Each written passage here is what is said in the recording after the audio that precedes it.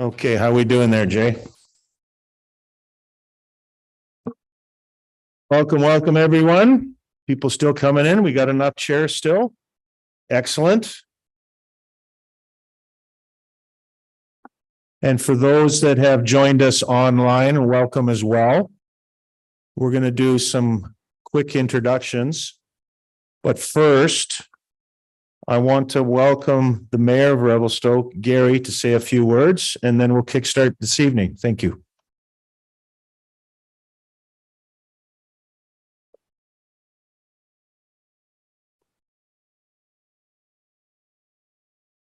Thanks, Evan. Wait, wait. Gary Sauls and squeezed. A Revelstoke, a Setsquin. Good evening. I have just greeted you in the Schwabstein Shuswap language. My name is Gary Sauls. I'm the mayor, and Revelstoke is where I'm from. I've been in here in Revelstoke for the better part of the last 40 years, and I'm very aware of our local issues. However, affordable housing is a national crisis. Regionally, we need to come up with some real solutions by sharing our best practices.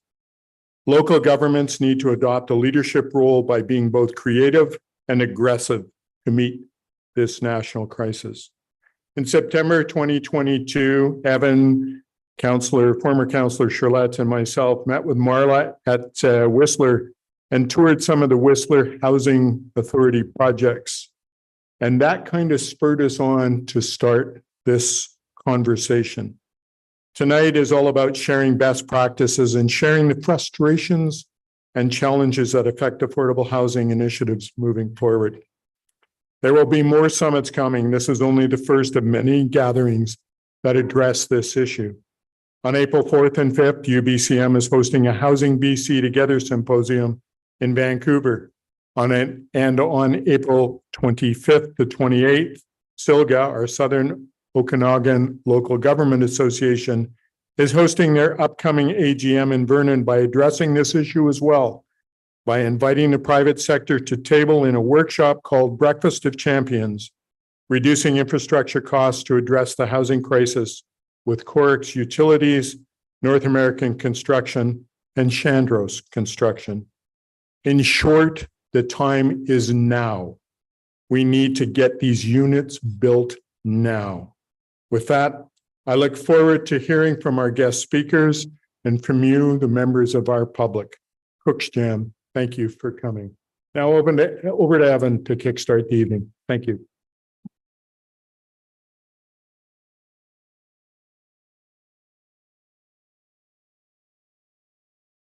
Thank you, Gary.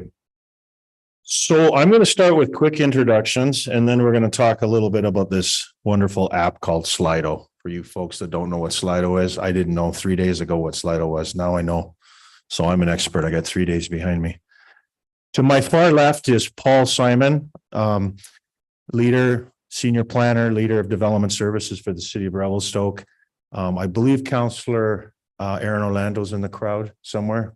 Aaron's over here. We have a seat for you up here. But you can choose. You can choose. That's okay. We're a small town. It's all good. You've already met the mayor. My name is Evan Parliament, the Chief Administrative Officer, working with the fine staff at City Hall. To my immediate right is Sheena Wells. We all know Sheena in the community. She represents the Revelstoke Housing Society and all the good work you see. And to her right is Marla Zuck from Whistler, representing the Whistler Housing Authority. And to her right is Brenda Dalzell, representing the Sicamous Housing Society. And we got Jay, and he's the most important person here tonight. To my far left, Jay is in charge of IT and making sure that all the unnecessary noises are filtered and the mic works and we're online, etc. So outstanding work for both Jay and Jeff for putting this event on. Let's talk about Slido. So up on the screen, there was a QR code. There's a QR code in front of you on the chair. This is for the question and answer period. So all you do is you take a picture of that and you do your QR thing and it takes you straight to the app and you just simply type in your question.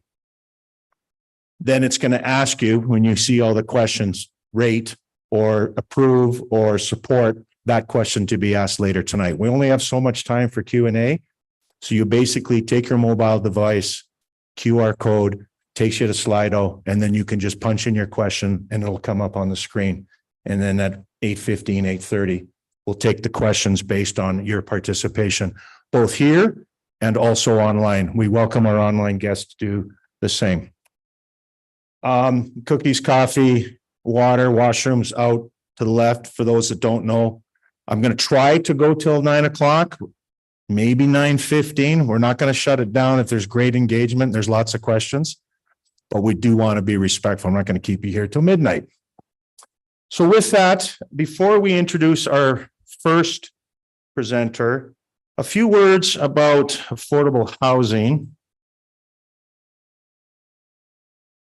There's a great, it's rather dated, but it's still applicable.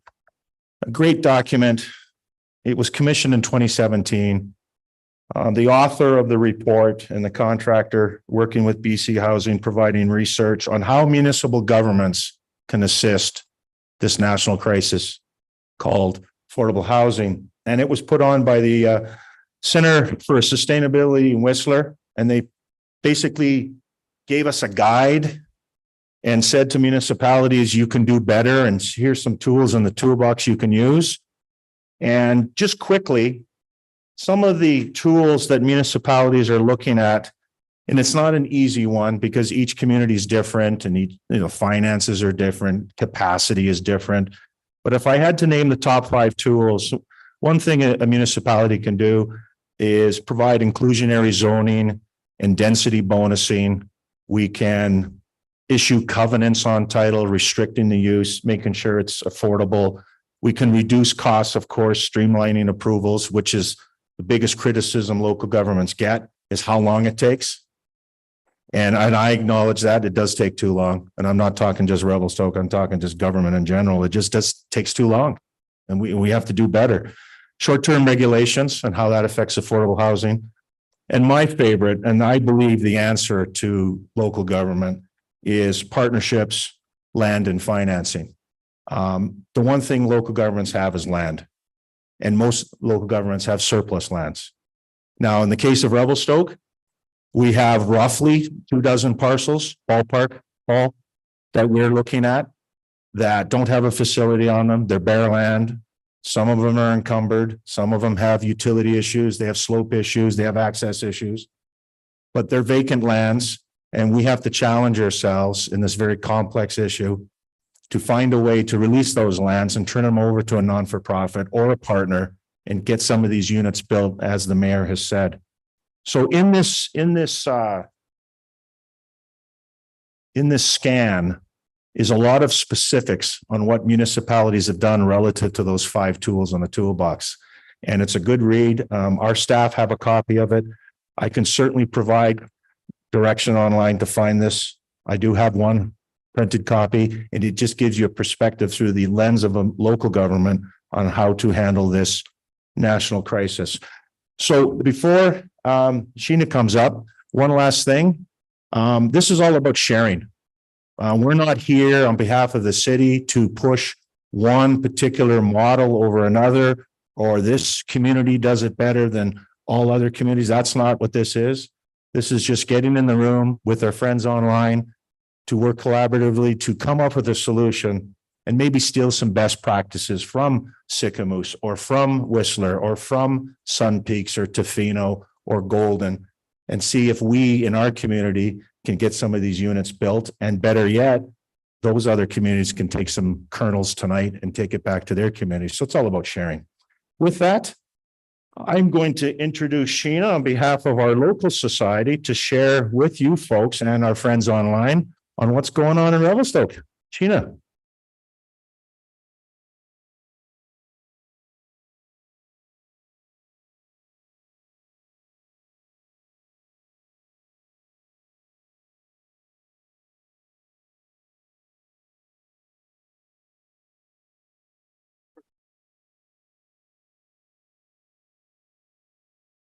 Thanks, everyone. Tech is certainly not my expertise. Too loud? No. That's not a thing. Thanks. Actually, I can be too loud. I think lots of people know that about me as well. Okay, so thanks for having me. I am the vice chair, co-chair, interim co-chair with Mike Brookshill, currently of the Revelstoke Community Housing Society. I am also the executive director of Community Connections here in Revelstoke, and we do a lot of things. So I'm going to, before I launch into the wonderful slideshow that our operations manager worked hard on, I'm going to just set the tone a little bit, raise a couple of points, share some input, and and then we'll go into what we do as a housing society and what we're seeing, that kind of thing. So Community Connections also, oops, that was loud, is we're a housing operator. So we are also a home owner, but we are an operator, and we serve the communities most vulnerable is our mandate. And so often the work that we're doing around affordability, around housing, is about filling those gaps, is about bridging needs. It's about learning, understanding, and implementing. It's about being a volunteer on the Housing Society board and showing up to things like this. It's about connecting other agencies and other mandates. And it's certainly an important part of people who are living in Revelstoke, who might be flying under the radar. And I think before I go any further, I want to acknowledge that yesterday we lost a man who is houseless in Revelstoke for some time. And to say he died of poverty is perhaps extreme. However, knowing the conditions, knowing the life he was living, knowing what he was going through, certainly an indication of some of those barriers that he was up against. And we certainly tried to support him as much as we could through the end of his life in that, hoping that it would extend. Happy to have been connected to him and be able to get his family here in time to say goodbye, to get him into the palliative room up at the hospital, to have some dignity around that. So just to frame the conversation, can be quite heavy. And so what we're sharing is certainly not my expertise. I would always default to the people who are living in our community who know these things best. But it's also not lost on me that it's, the burden or the honor to be able to get to shoulder those stories and bring them and share with you those tonight. So in our work around housing, we are also run the food bank. So we're seeing food insecurity show up, whether that's the primary issue for folks or that's the secondary or tertiary or whatever those issues, however they may be showing up any one day or week or month of somebody's life. And then we certainly work in partnership with all the housing, the team and the city of Revelstoke. And, RCMP and the Women's Shelter and Friendship Society, across the community. So first and foremost, we can't be where we are without all those partnerships and the relationships. And I'll bring it back to that at the end of my presentation. But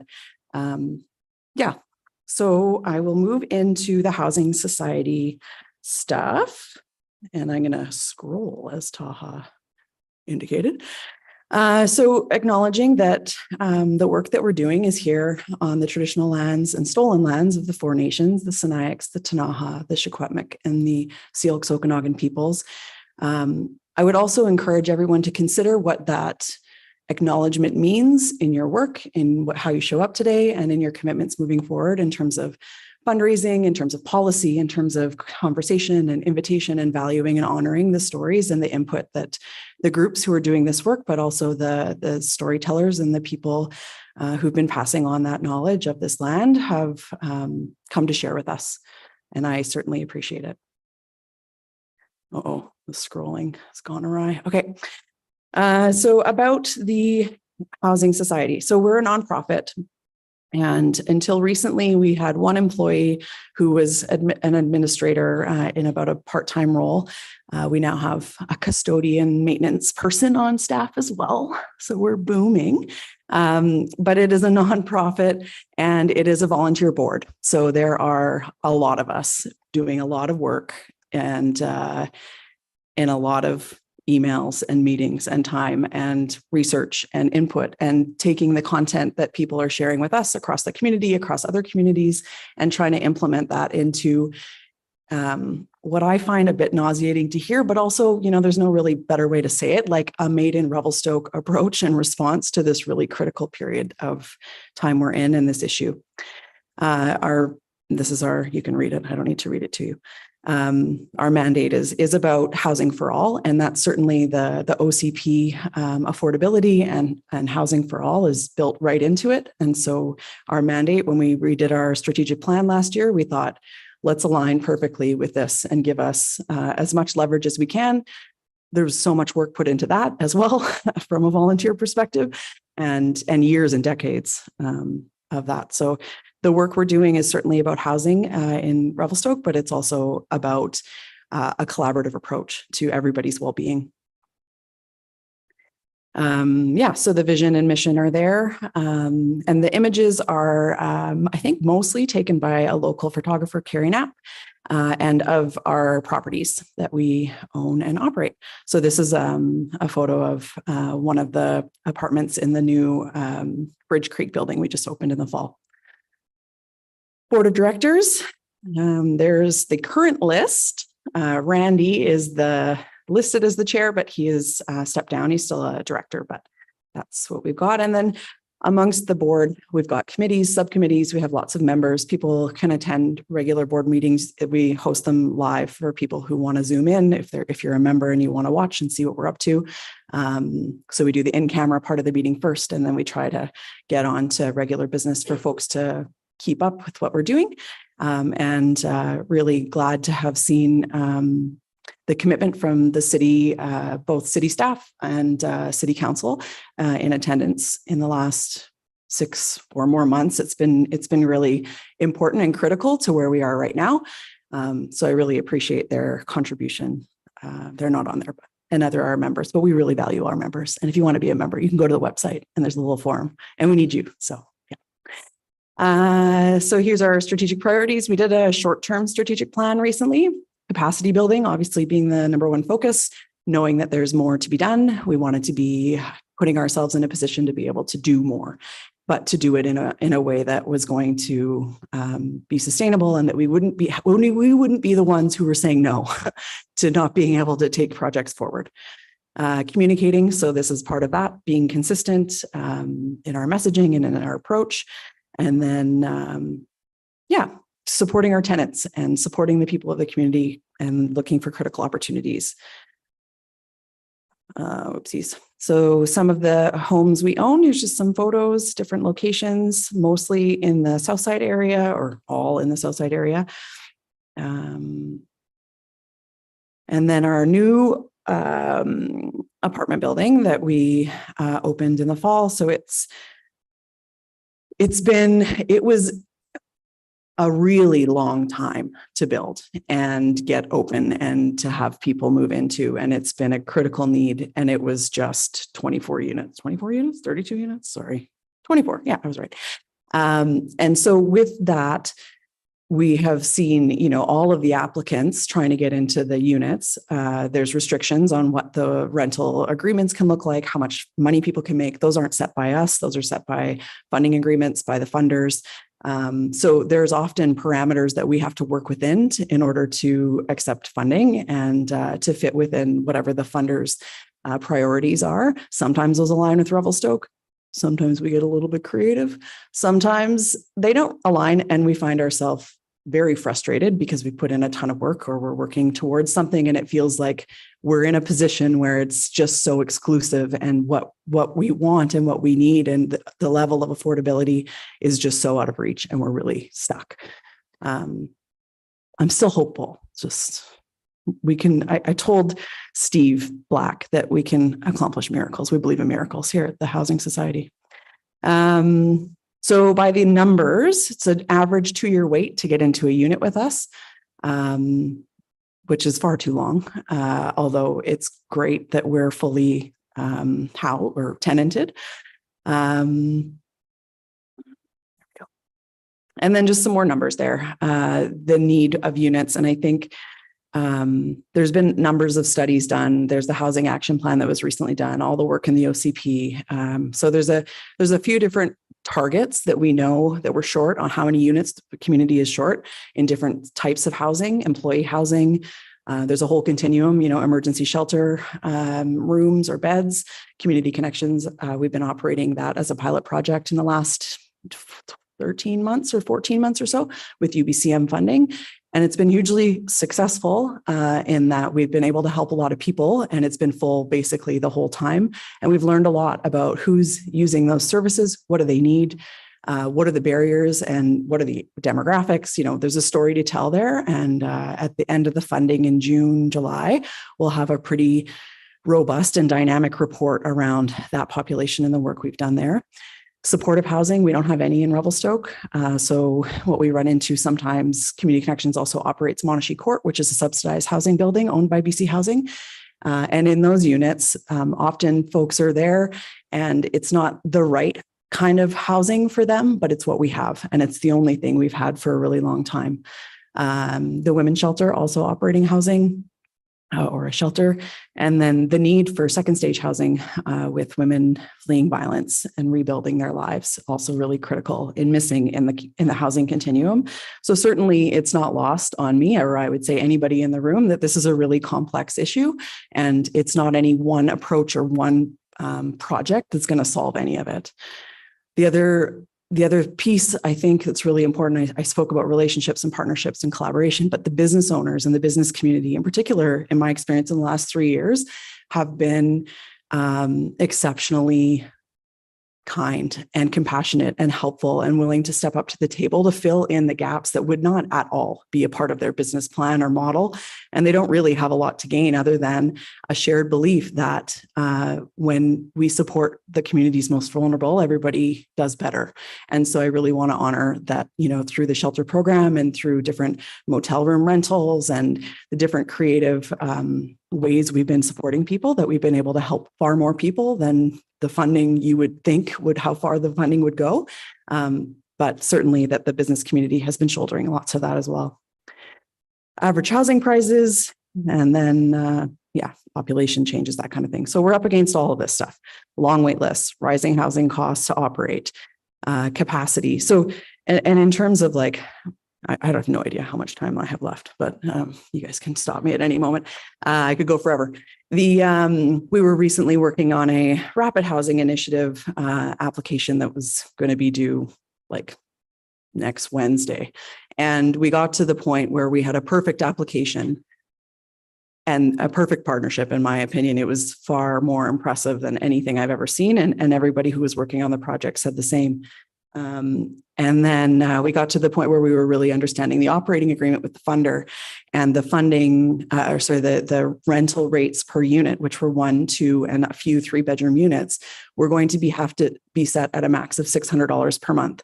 So in the pro forma, in the cost of development and the cost of construction in Revelstoke, and also the cost of operations, that is absolutely unmanageable. You can't, we would have been in a deficit the day we opened the door, and we would not have been able to operate it.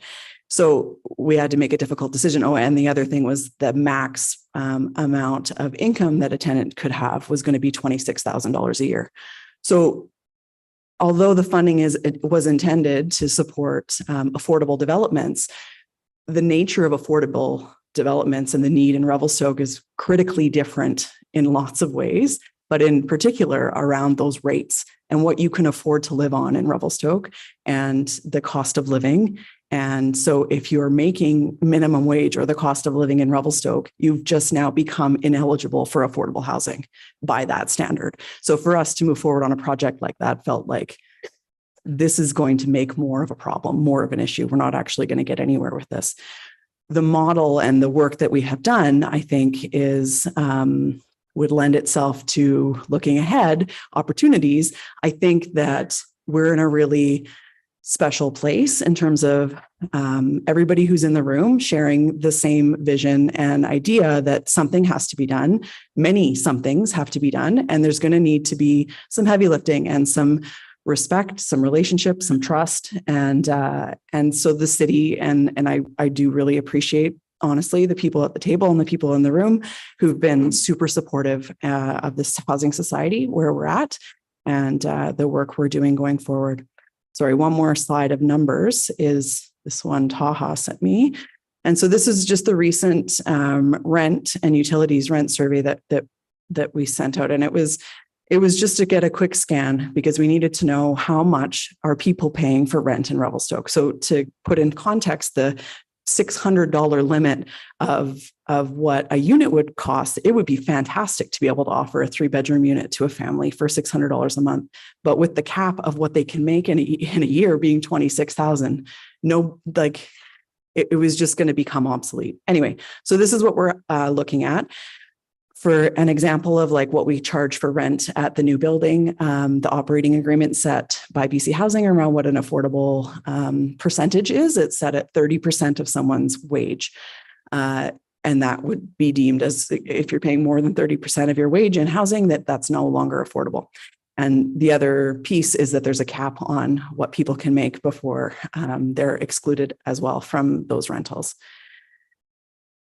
So that's a little bit complicated, all the numbers back and forth by the numbers, all in the wrong direction, scrolling.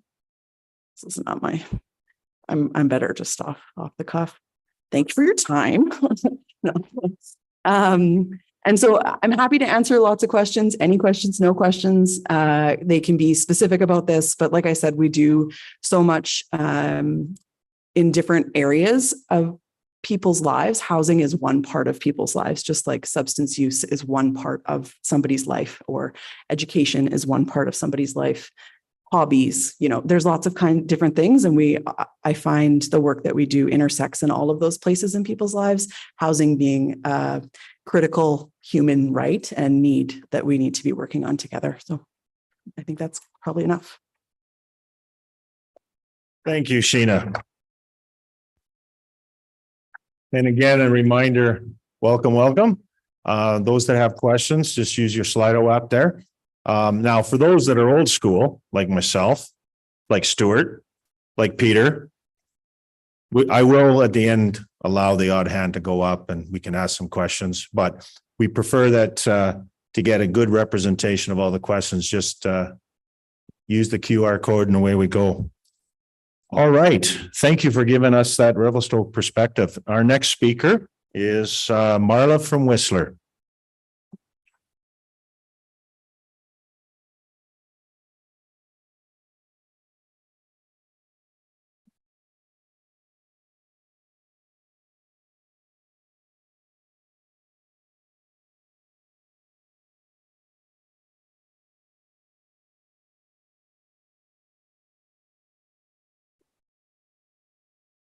Can you see that?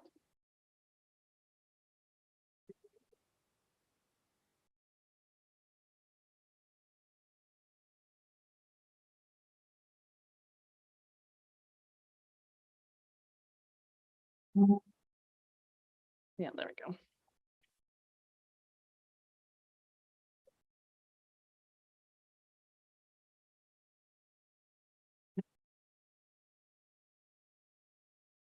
All right. Great. Thank you. Well, good evening, and thank you very much for the invitation to join you this evening in your community. I have the pleasure and privilege of getting to live and work in the shared unceded territories of the Squamish and Lillooet Nations in a community that we call Whistler, but I'm very happy to be joining you tonight here in Revelstoke. So I've prepared a short presentation for you, which will just help to provide some context as I share with you what Whistler has been doing in regards to addressing our affordable housing challenges in the community. And I really appreciated hearing Sheena's presentations and stories because, I feel so many of those pain points in our community also. So but we do believe in miracles. So I'm going to share some of what we've done in Whistler to kind of address these challenges. So again, my name's Marla Zook, and I'm the general manager of our Whistler Housing Authority. So the presentation that I'll take you through will just give you a little bit of overview on Whistler. I'm going to give you some of the housing challenges, which are very similar to what Sheena's also spoken about in our community. Then I'll share with you some of the unique attributes of our employee housing model and a little bit about what the Whistler Housing Authority is. So a little bit more about Whistler. For anybody that hasn't had the chance to visit our community yet, we are about a 7-hour drive from here, which I just arrived in the South Pacific ranges of the Coast Mountains, and about 125 kilometers north of Vancouver. So I welcome you all to come join us if you haven't had a chance yet.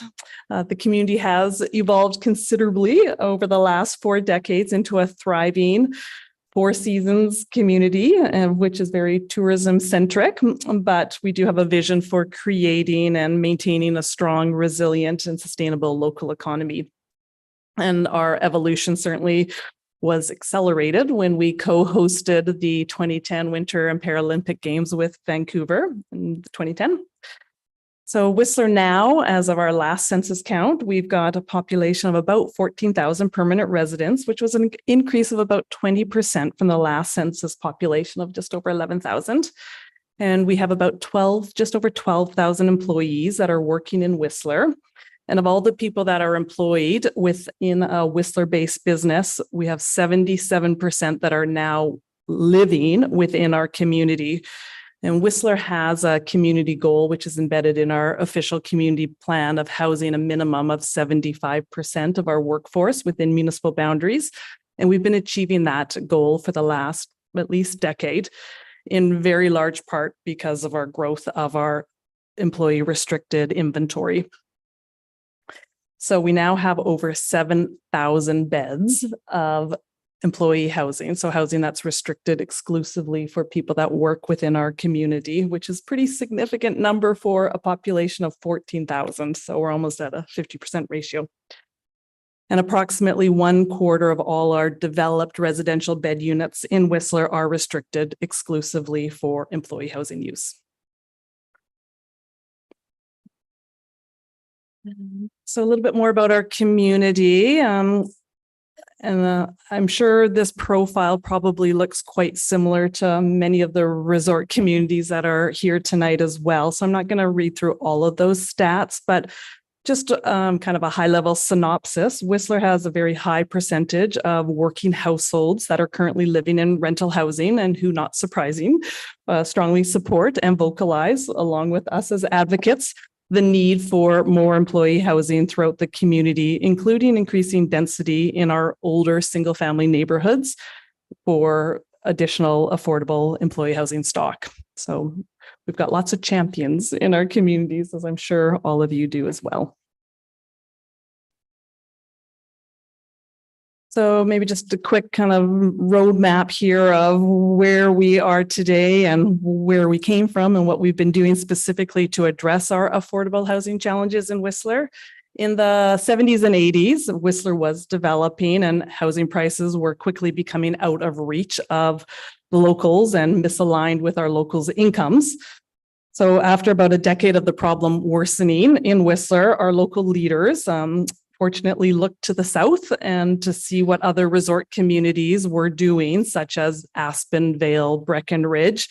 And our municipal government and community leaders recognized something needed to be done in order to be able to attract and retain employees to be living in our community. So the first significant initiative that took place was in the 90s with the creation of a municipal bylaw. And this employee works and services bylaw still is very much in existence today and has been really a significant component of us being able to develop our employee housing program. The premise is based on every new development that comes into town, be it commercial or industrial, they're going to be contributing to part of the problem with the demand for more employee housing. So we've actually kind of turned it around and made them be part of the solution in that they have to contribute either by 3 ways. They either have to provide on-site staff housing, they can provide off-site staff housing, or they can contribute a cash in lieu into a municipal housing fund. I And was we like, wow, that's a good sound. Yeah, it's have a linkage formula. It's actually better than just a loan. Yeah. Oh, shoot, I got it.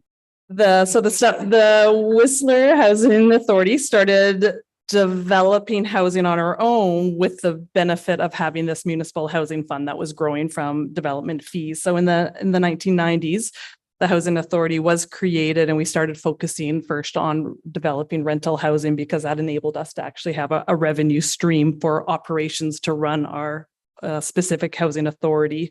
So we actually do exist kind of self-sufficient from any municipal taxpayers' money. So we've created a model that is self-sustaining and self-sufficient. And over the years, since we started developing about almost 30 years ago now, we've created about a 50-50 split between affordable rentals and affordable home ownership units that are restricted exclusively for employees. And again, we're up to about 7,000 beds now. So with the creation of the Whistler Housing Authority in the late 1990s, our main focus and primary objective, which continues today, is to facilitate the appropriate and affordable housing supply for our workforce along a housing continuum. So the Whistler Housing Authority today develops, we finance, we administer an inventory of restricted housing, both for rental and affordable homeownership, that are restricted exclusively for people that work in our community.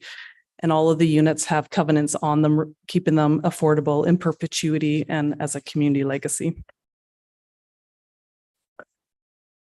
So what exactly is the Whistler Housing Authority and our mandate? The Whistler Housing Authority, we are a wholly owned subsidiary of the resort municipality of Whistler, so our local government, and we are governed by a board of directors.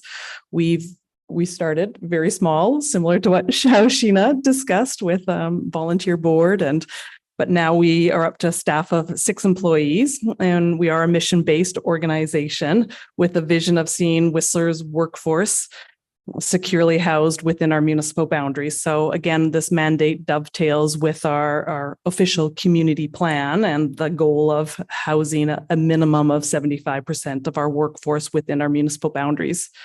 So some of the core services that the Housing Authority provides and focuses on is the deliverance of long-term affordable housing for the workforce. We own and operate and manage our own inventory of employee housing for the community. And then we are also the primary housing resource center for Whistler. So within our strategic objectives, which support our vision and mission, we have like 3 high-level strategic objectives. We go through strategic planning every 3 years. And of course, the number 1 strategic objective is employee housing, and that's to ensure our workforce can be provided with safe and secure housing. The second is organizational excellence, so developing our processes as we develop as an organization to ensure our organization's proficiency and relevance, and we're continuing trying to innovate and modernize our processes through digital innovation. And then lastly, it's collaboration. Sheena touched on this, and I don't think I can reiterate enough the importance of working with our community partners and all 3 levels of government. The partnerships are extremely important to be able to really accomplish what we are trying to do in regards to affordable housing. There's no way we could just do it on our own without those partnerships. So over the last 30 years, we have been very steadfast and focused and dedicated to our goal of creating more employee housing for the community. We specifically have tried to create a diversity of unit types and tenures to meet people along the needs on the housing continuum. So Whistler's inventory of affordable housing, as I mentioned, it's a mix between affordable homeownership and rental, and it includes everything from dorm-style units to suites to apartments, townhomes, duplexes, and single-family homes. And we have seniors housing as well within the mix. And just in the last 5 years alone, and I had the opportunity to tour your mayor and CAO last fall through some of our new units that we've created. We created 748 new beds just in the last 5 years. So we also partner closely. I mean, the Housing Authority, we develop some of our own units, but we also do partner closely with the private sector in order to create some of our housing units. And Evan spoke about some of the 5 tools that the municipalities have within their toolkit. And I'm not surprised that the Whistler Center for Sustainability pulled those out. Whistler actually does all of those. So we do develop through the use of inclusionary zoning and bonus densities. We do have a land bank of land set aside specifically for employee housing, which is where, we can benefit from developing housing, and kind of we're able to take the speculation out of the housing picture and create and operate as a nonprofit and create the units as affordable as possible. So we are constantly monitoring our housing demand so that we know when we're looking for our next developments, what the community's housing needs are. And, we do this through relevant metrics that we use that are compiled on our employee housing program. So we're constantly looking at our waitlist statistics, the wait times, unit preferences. The largest demand within Whistler continues to be for 2-bedroom units, both on the affordable ownership side and on the rental side. And these metrics are really key for us to be able to know, like they provide the roadmap as we're looking to the next, 3, 4, 5 developments down the road. All the people on our wait list, they have exclusive access to our affordable housing inventory, be it the rental or the homeownership programs. Because we've provided a diversity of housing supply, we do have regular turnovers within our employee housing, rental, and ownership inventory. And the WHA, we manage all of those turnovers in-house. So we're not using realtors, which actually helps, save some of the costs for the home ownership program. And last year, we had 121 new ownership units that came on that were offered directly through the ownership wait list. Well, 100 new units, 21 within the existing. And then we also had 42 rental units turnover within the inventory. So with every new development, there is always a domino effect of people that are moving through our inventory, which again, we've specifically set that up so that there is this housing continuum that people can move through. They may initially rent a 1-bedroom, and then they couple up, and then they go into a 2-bedroom, and then the families start to get created, and then they're going into the home ownership side of the program. And then we also see them downsize within the inventory as well. So there is actually really healthy movement along the continuum for us. And certainly, we are still, even though we've been at it for about 30 years and, we have accomplished a lot, but we still contend with these same housing challenges in Whistler. And we're still constantly trying to innovate and come up with the new ideas. I have no doubt that the challenges that we're experiencing are very similar to the challenges that are being experienced in all the other resort communities and most thriving communities across the country. And I think, we can acknowledge that these challenges, they're not going to be solved within 1 year or even one political term. And housing access and affordability are very real for people that are living in our communities. We know that, and we need to keep remaining focused on the goal of achieving more and pushing ourselves. But just as we have shown in Whistler over the last 30 years with focused efforts on addressing housing challenges, we really can make a meaningful impact on our communities. And whether it's through novel housing designs and policies or creative partnerships, like collectively, we just need to keep moving forward on delivering more housing opportunities and supply so that our communities and our employees can remain living in these communities which they want to call home, and we can continue to attract and retain employees for our resort communities. So, by no means is it an easy task. And Sheena mentioned that as well. But I think, Whistler, I think we've shown that over, the 25, 30 years that we've been doing that, it is possible to make an impact for our community's workforce. So I think I'll leave it there. This is a shot from our Whistler Housing Authority website, which has a lot more information about our employee housing program in Whistler and the Whistler Housing Authority. And I will happily take more questions about our organization and our programs, but I think I'll just leave you with, it really is important to move fast, as our mayor said, be bold, be innovative, keep advocating for more affordable housing for your workforce, believe in those miracles. And yeah, I'll happily take any questions in the Q&A period once all the other presenters are finished.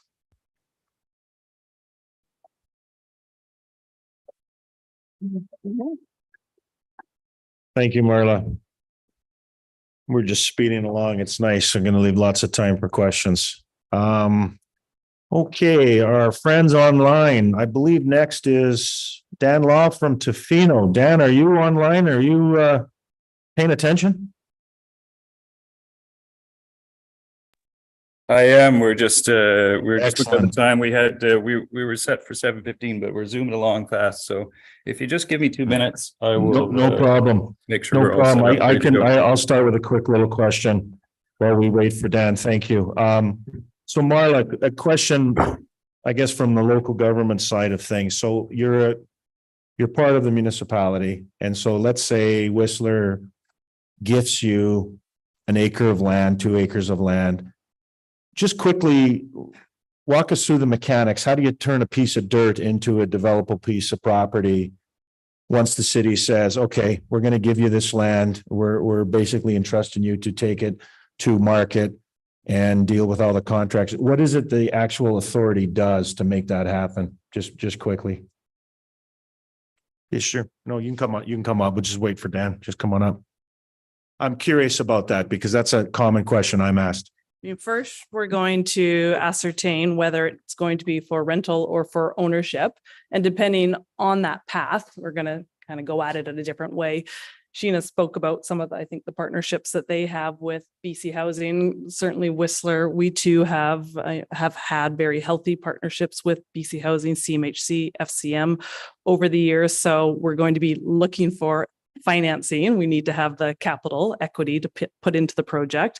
If it's going to be a rental project, if we've determined that, the Housing Authority is going to be looking to obtain the construction financing for the project. I mean, the parcel itself might need subdivision, it might need rezoning. So we're going to need to go through those channels perhaps first to get it or shovel ready to start constructing on. And if the Housing Authority is going to own and operate it, we're the ones that are going to go out and get that construction financing, likely from BC Housing, CMHC. So we've got the interim financing set up. And then essentially we're acting like any other developer, and we don't get any breaks on DCCs in Whistler. We're one of the maybe small breaks. We're not going to pay property taxes on that parcel of land until there's cash flow, like until there's occupancy on it. But aside from that, we are still actually paying all the same development fees that any other developer would. If that parcel is going to be for affordable home ownership, then we're going to go at it a little bit differently. We might choose to partner with the private sector, to bring them in as a developer. So it will kind of depend on which avenue we're going to go. Thank you. Well, the DCCs in Whistler, do you know off the hand they are? Don't They're a lot higher than Revelstoke. I can tell you. We'll find out. Before I turn it over to Dan, how you doing, Dan? Good, great. I think we're ready. All right. Sorry about that. I know we're a little ahead of schedule, but we always change on the fly in this business. So I'll turn it over to you, Mr. Mayor.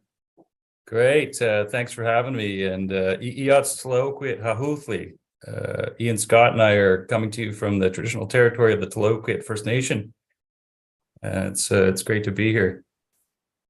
So we're talking about the Tofino Housing Corporation. Whistler, of course, is hard act to follow, but we've got a great setup here, and it works really well for our community, and certainly may work well for other smaller communities as well. So Ian Scott. So just an outline of the slideshow. What is the THC? What are our targets? How the THC works, and we'll follow up with some take-home messages. Just a little bit about Tofino.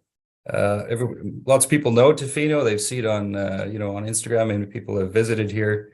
We're a small town, 2,500 people. We have about 1,000 to 1,500 people, transient workers. We call them shadow population. We get 750,000 visitors a year to Tofino. So we have extremely high visitor to resident ratio, 300 to 1, 300 visitors to every Tofino resident per year. Average home is $1.5 million. Of course, we are, like I say, a tourism economy. And we're actually quite successful with our tourism economy. And I just want to bring it in here that we do get quite a bit of MRDT revenue, which is municipal regional district tax. And that'll come in a little later on when Ian presents some of the funding for the THC. We have being a resort community and having most of our economy centered around tourism, we have an incredible need for housing. And we have a large population that are sub-housed or ill-housed or under-housed. And here's a good example. People living in trailers, people crammed into one bedrooms, or many people in a staff accom.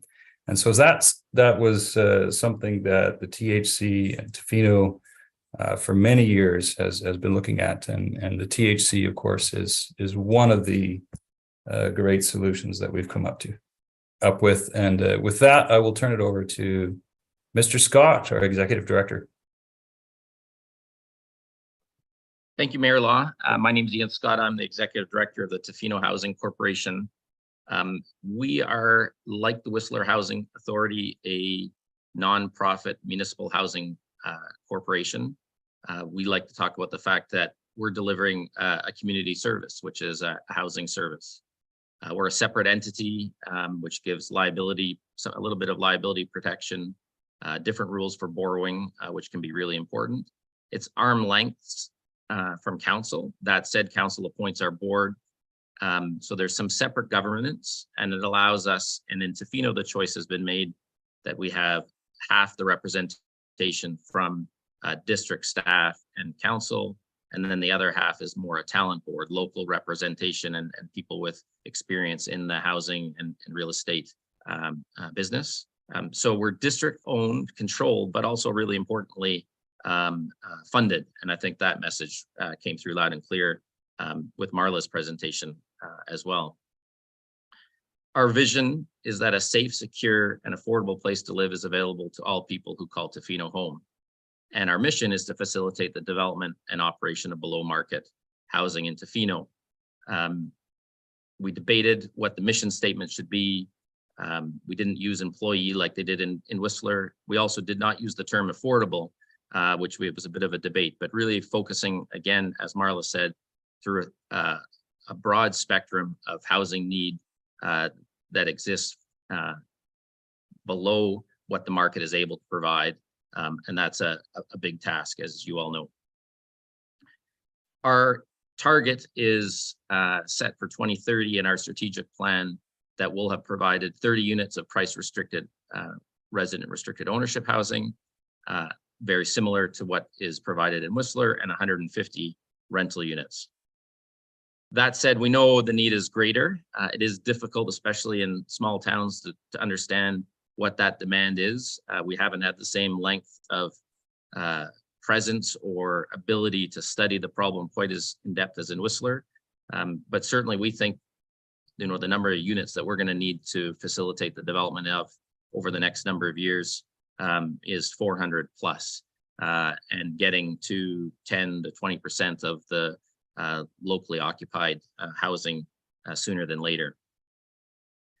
We started as a corporation in 2005. The district was hearing from many residents, businesses, that they needed to step up and take on leadership on housing. Inspired by what Whistler was doing, the Housing Corporation was created.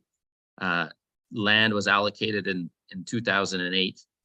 By 2010, there had been some change of governance, both in council and at the board level from the THC. And by 2012, the corporation was dissolved. 2017 restarted. That's when I started on with the Housing Corporation. And this second time around, we've had some success through leveraging some of the homes that were provided by developers to the district through rezoning processes. We've sold those in 2018 and 2020 to raise some money. We had a new strategic plan in 2021, whose highlights I've just presented. The first non-market rental project, Creekside, was opened this past year, and we have 2 new apartment buildings under construction, Headwaters, which will be done by the end of the year.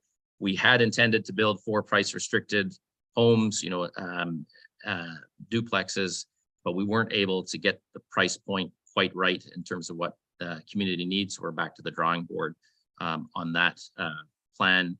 It is a big goal in the community to have more price-restricted ownership homes, but it is a challenge to make the numbers work. And currently, all the senior government funding is really focused on rental housing, not home ownership. So that's a story still to tell how we're going to achieve that. But I think there's a bit of a warning here about our history. This sort of false start that we had early in 2005, I think the community would be much healthier and more sustainable if we hadn't had this stop and start process. And so what are some of the things that communities who are starting now might have to fight against?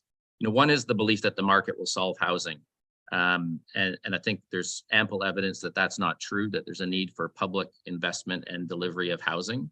The numbers just don't work for the market to fully solve housing. Unstable political commitment is always going to be a challenge. Affordable housing is not easy. It often stretches past multiple election cycles, but you need good champions and consistent work. In Tofino, that the second champion was Mayor Osborne, now MLA, and now on to Mayor Law and some of the other councillors. But that continued stable political commitment for years and years and decades is what's needed to get a handle on this challenge. The other message, certainly, it stalled when the district started to realize that just giving land and just starting a housing corporation was not enough.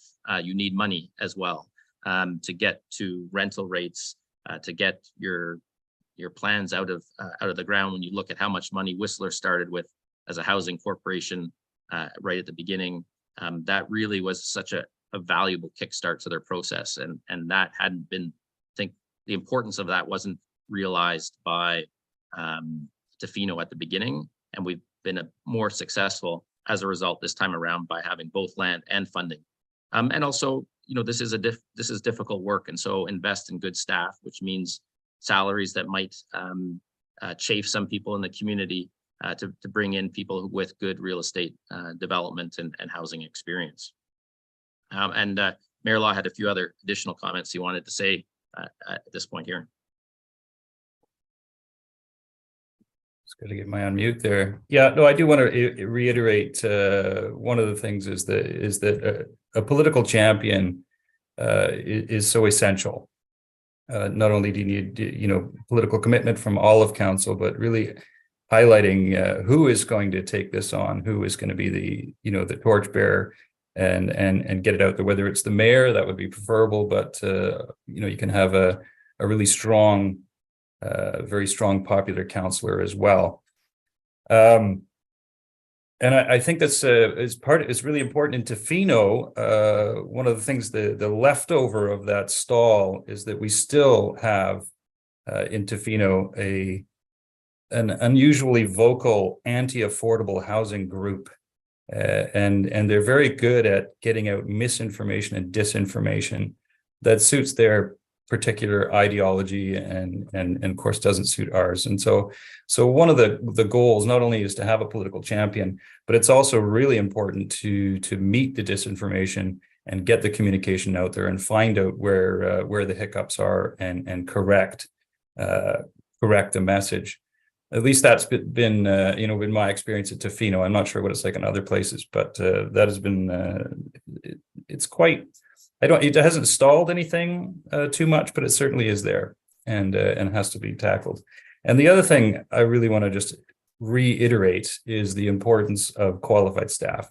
None of this would have been able to happen with the THC unless we had, Ian Scott on board who knows what he's doing and is able to understand all of the intricacies and ins and outs and be able to discuss, projects with players, to be able to discuss the project with council and staff.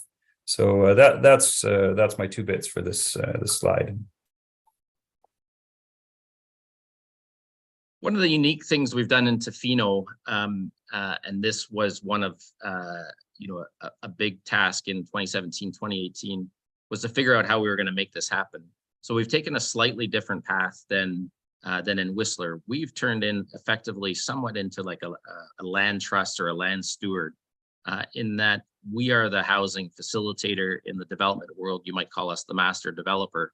And we have partnered with the Catalyst Community Development Society, a nonprofit, who are our deliverer of the housing. They're doing the development, they're owning the housing, and we've negotiated a unique lease which would allow the housing corporation to buy back those properties down the road about 7 years or so, once we get to a scale where we might be able to take on the operations in a more efficient way, and also once we've solved some of the capacity building challenges in terms of having a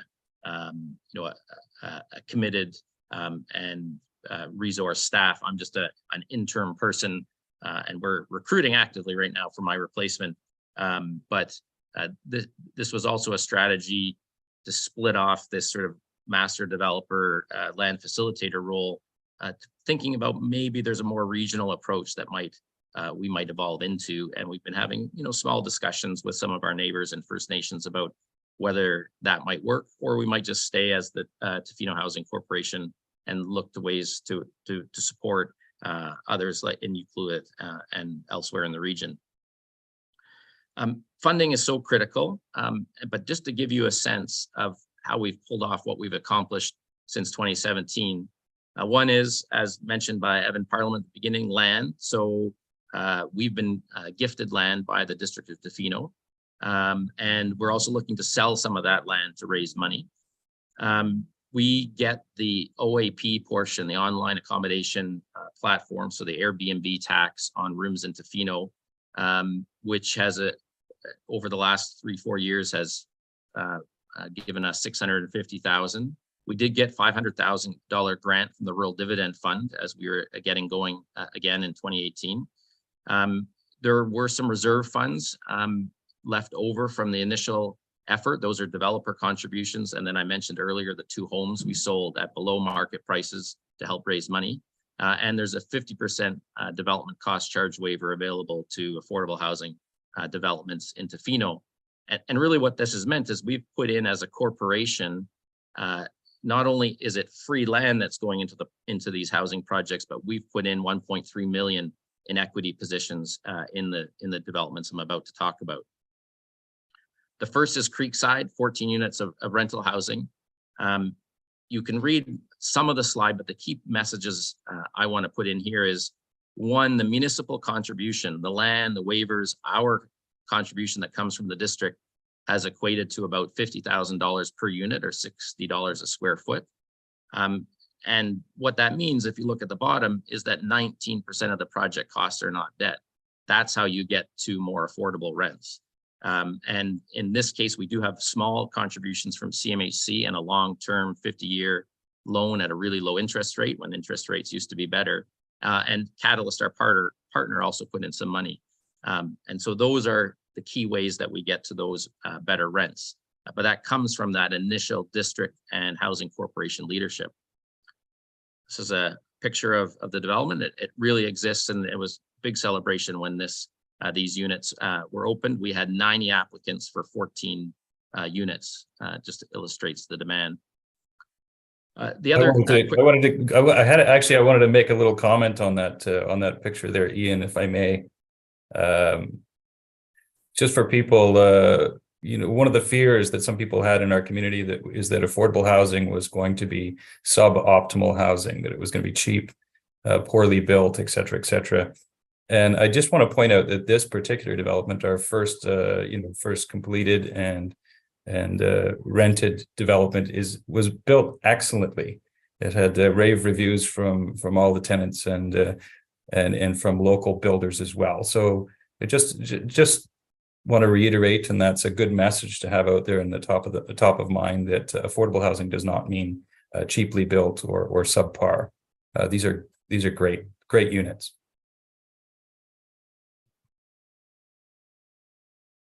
The other message that I want to deliver as a former local government planner, but now a housing advocate and housing, nonprofit housing provider developer, is that we do have a housing agreement with the district for this, but we've achieved better affordability than is in the housing agreement.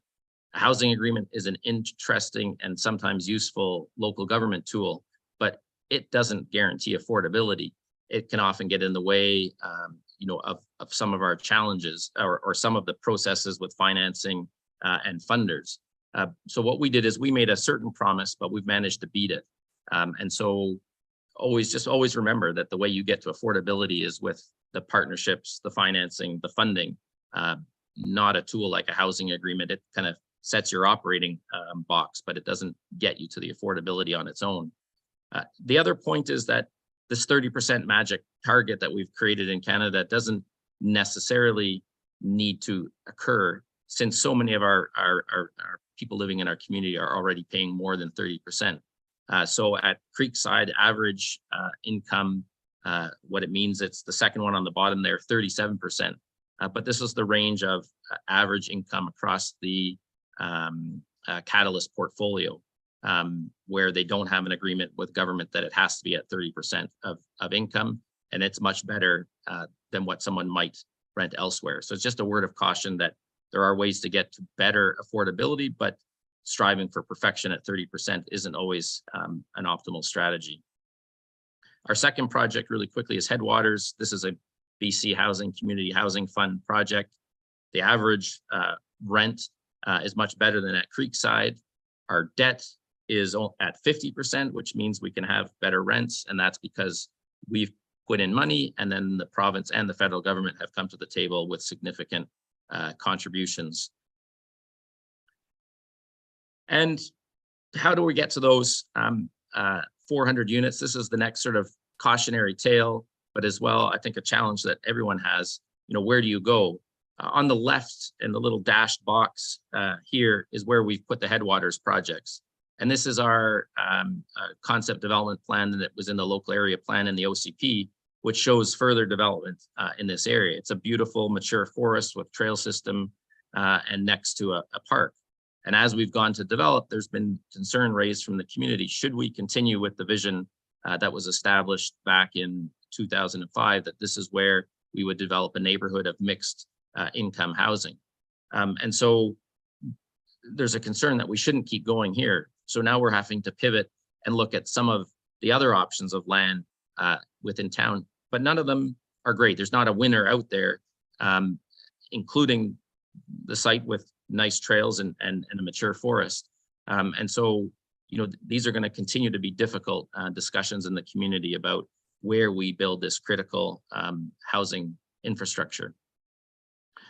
So for me, the takeaways are a municipal housing corporation is a great way or a possible way to invest local government resources in housing and be in control. But don't kid yourself, land is helpful, but it's not enough. You also need to find ways to put money in. You need political buy-in, those champions. That local government investment is so key to leveraging senior government funding. Use that MRDT if you can, and invest in the right people. And I think we all know this, but really it's about embracing non-market housing, focusing on, and I think Whistler has been fantastic with their dual ownership rental program. But in our experience here in Tofino, we just see, as construction costs have gone so crazy, is it going to be as a viable alternative in this next development cycle? So certainly our priority has been rental with a secondary focus on ownership. And this is just to emphasize, is housing a local infrastructure component just the same as your roads or your trails and your parks or your schools or your pools? Are we at the point where we've got a new infrastructure item of housing. And with that, I'll close and let Mayor Law finish with any final thought.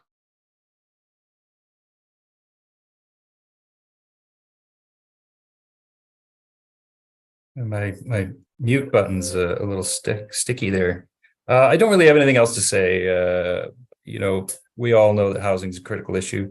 We also do know that in Tofino specifically, we're unusual in some senses, is that there's no other area that we can push our problems onto. We don't have a suburb, we don't have a next door neighbor that can take up the slack. We're surrounded by water on 3 sides and a national park on the 4th. And so everything we do has a consequence, and everything we do has to be very carefully thought out. And so housing is part of the whole that we're looking at. That's it for me. Thanks.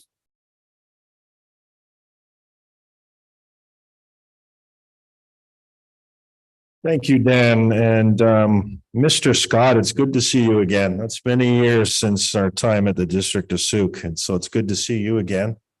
And I see Tofino's in good hands. Mr. Rain, Mr. Al Rain, calling Al in Sun Peaks. Are you available, sir? I'm here. Excellent. I'm going to turn it over to you, Al. You don't need no introduction. Everybody knows who Al is. Thank you. First of all, we are on the traditional territory of the Secwepemc people. I'm pleased to participate this evening. I must say, how is the sound? I'm not so sure. Sound okay?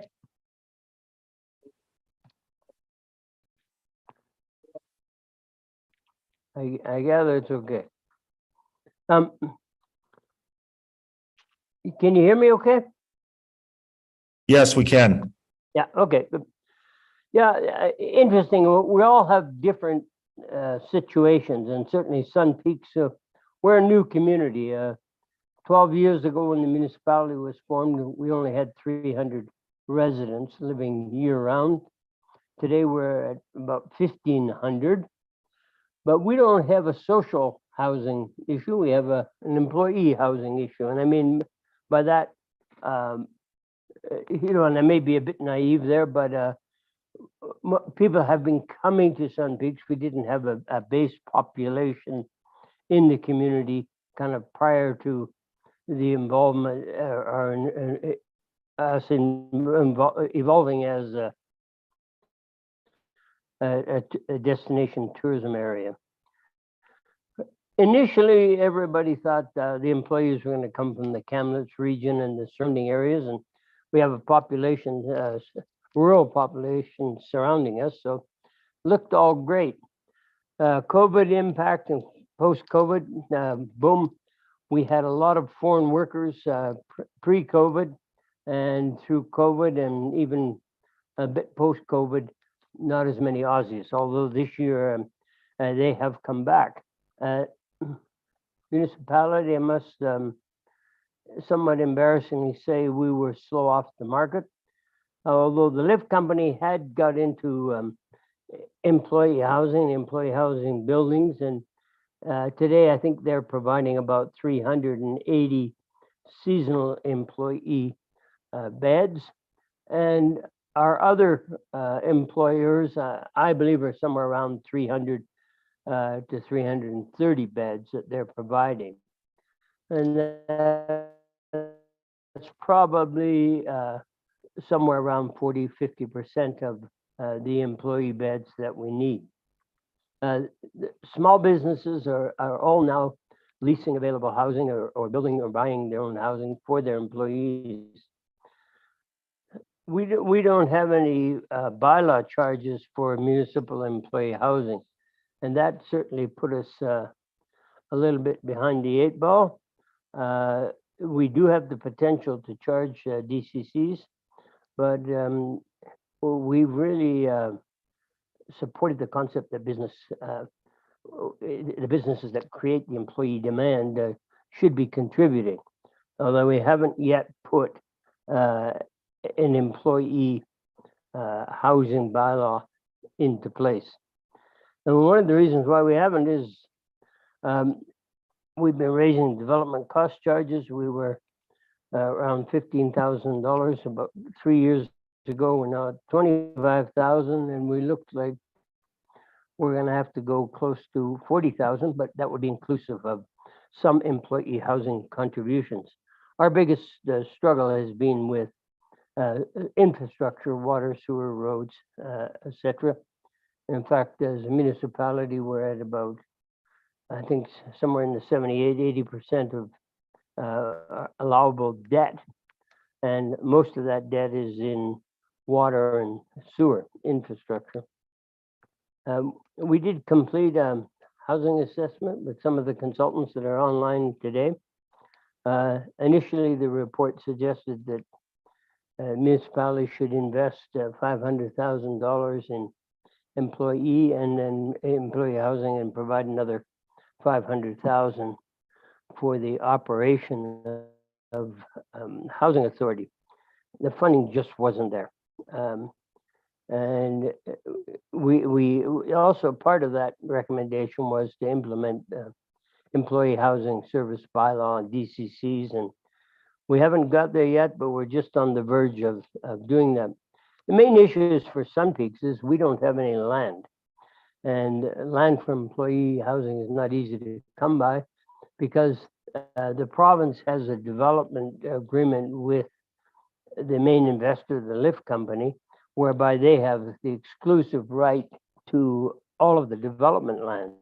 So we've been working with that company kind of as new party in, third party in to say, hey, we need more employee housing. We've been pushing the province to say they have to make sure within their ski area planning projects that employee housing be part of it. But we don't have direct access to any land. We do have the capability of putting in employee housing service bylaw, and certainly that's a direction we're looking at. Moving forward, I think we have established a Sun Peaks Housing Authority, although we haven't yet staffed it up. One of the principles we're moving on is that the seasonal employees should remain responsibility of the employers and work with the employers to see that they do that. And one of the issues, obviously, is you build employee housing for the winter season when we have the biggest demand. But even the employee housing that we have today is empty, or not completely empty, but it's probably a 50% utilization in the summer months. And saying, hey, that's an employer obligation, part of doing business. Our goal is to develop non-market housing, both rental and ownership for qualified employees. And at this point, we're trying to do that through private sector partnerships and hopefully with some CMHC funding. And I jealously listening to Dan and saying, when you have an MLA who's a minister in the government, things work better for you, but that's not our situation, unfortunately. But we are working with the private sector to incentivize them by giving them development cost charge discounts and property tax incentives. So a 10-year holiday on property taxes for employee rental housing. We certainly are just working now on implementing the employee housing service bylaw, and that should apply, in my estimation, to the commercial and the tourist accommodation, condo hotels, because they need to be the funding source for employee housing. And we're hopeful that we can set up the housing authority to establish the rules and the criteria for the qualification for both rental and ownership housing. And I guess the last little thing I was going to say, when somebody told me a long time ago, you got to have rules for all of these things, because if you're going to subsidize housing in a resort or a tourist community, it can lead to subsidizing lifestyle. And the critical point for us is certainly how do we make sure that the housing authority can provide housing for those who are working in the community, those who most need housing. Obviously, you can't operate a resort like Sun Peaks without a whole bunch of willing and happy employees. So we're just kind of in the initial stages, but I admire, excuse me, I admire what Whistler's done, and we look jealously on some of that, but I definitely can see that our situation is quite different than Revelstoke's, different than Tofino's, and somewhat different than Whistler. But a good session, because I think we can all learn from what other people are doing and take the successes of the other communities into mind when we're planning our own employee housing. But a critical issue, we just want to make sure we get the right people in the right housing. Thank you.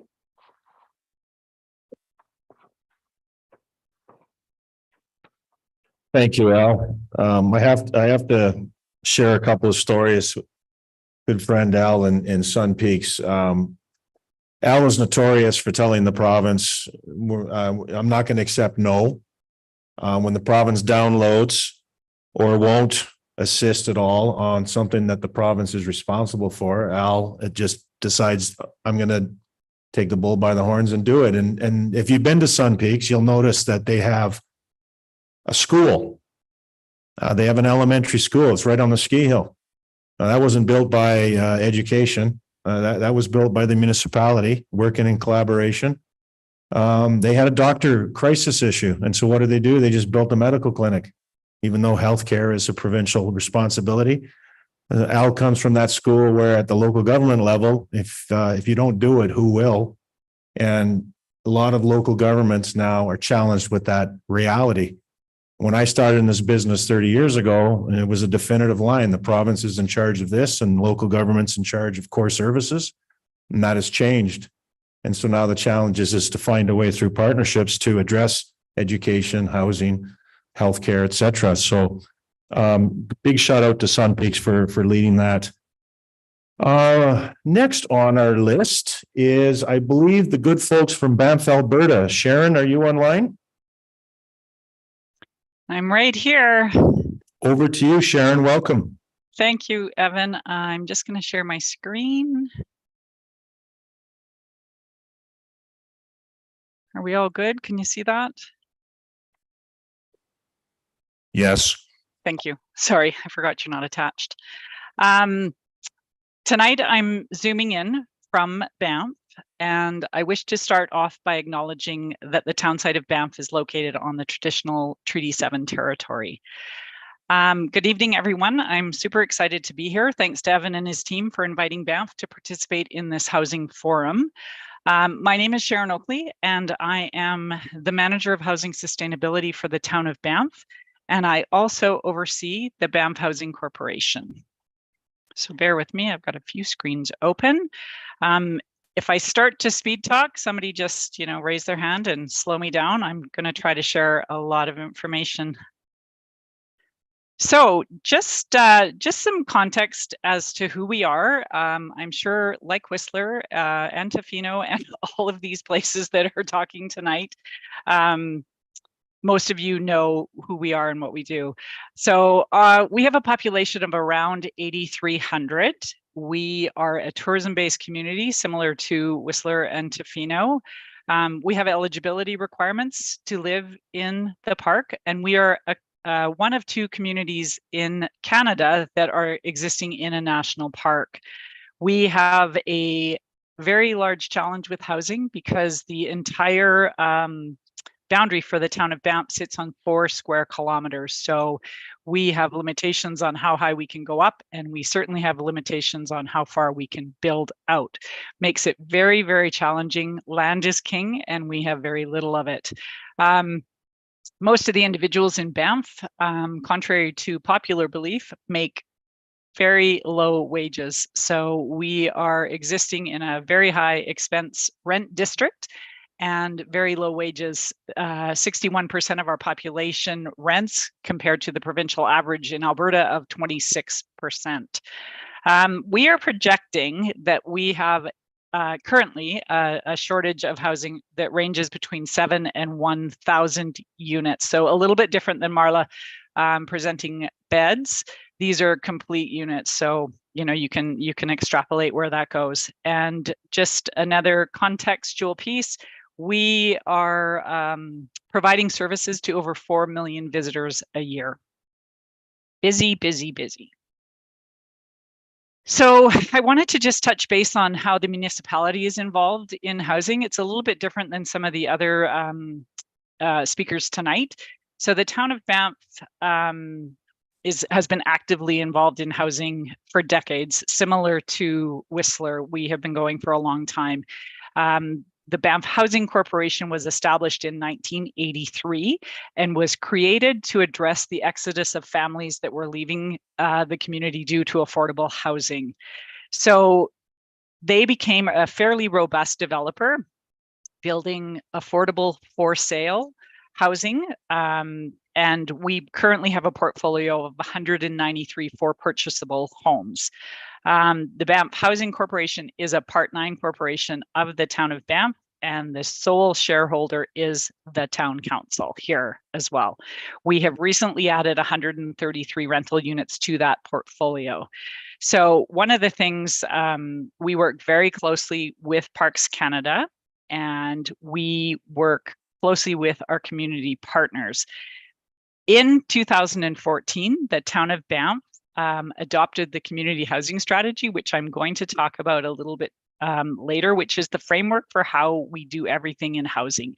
It was a guiding document that was created to address all avenues of housing, from regulatory frameworks, rental development, homelessness, any kind of issue that had anything to do with your house.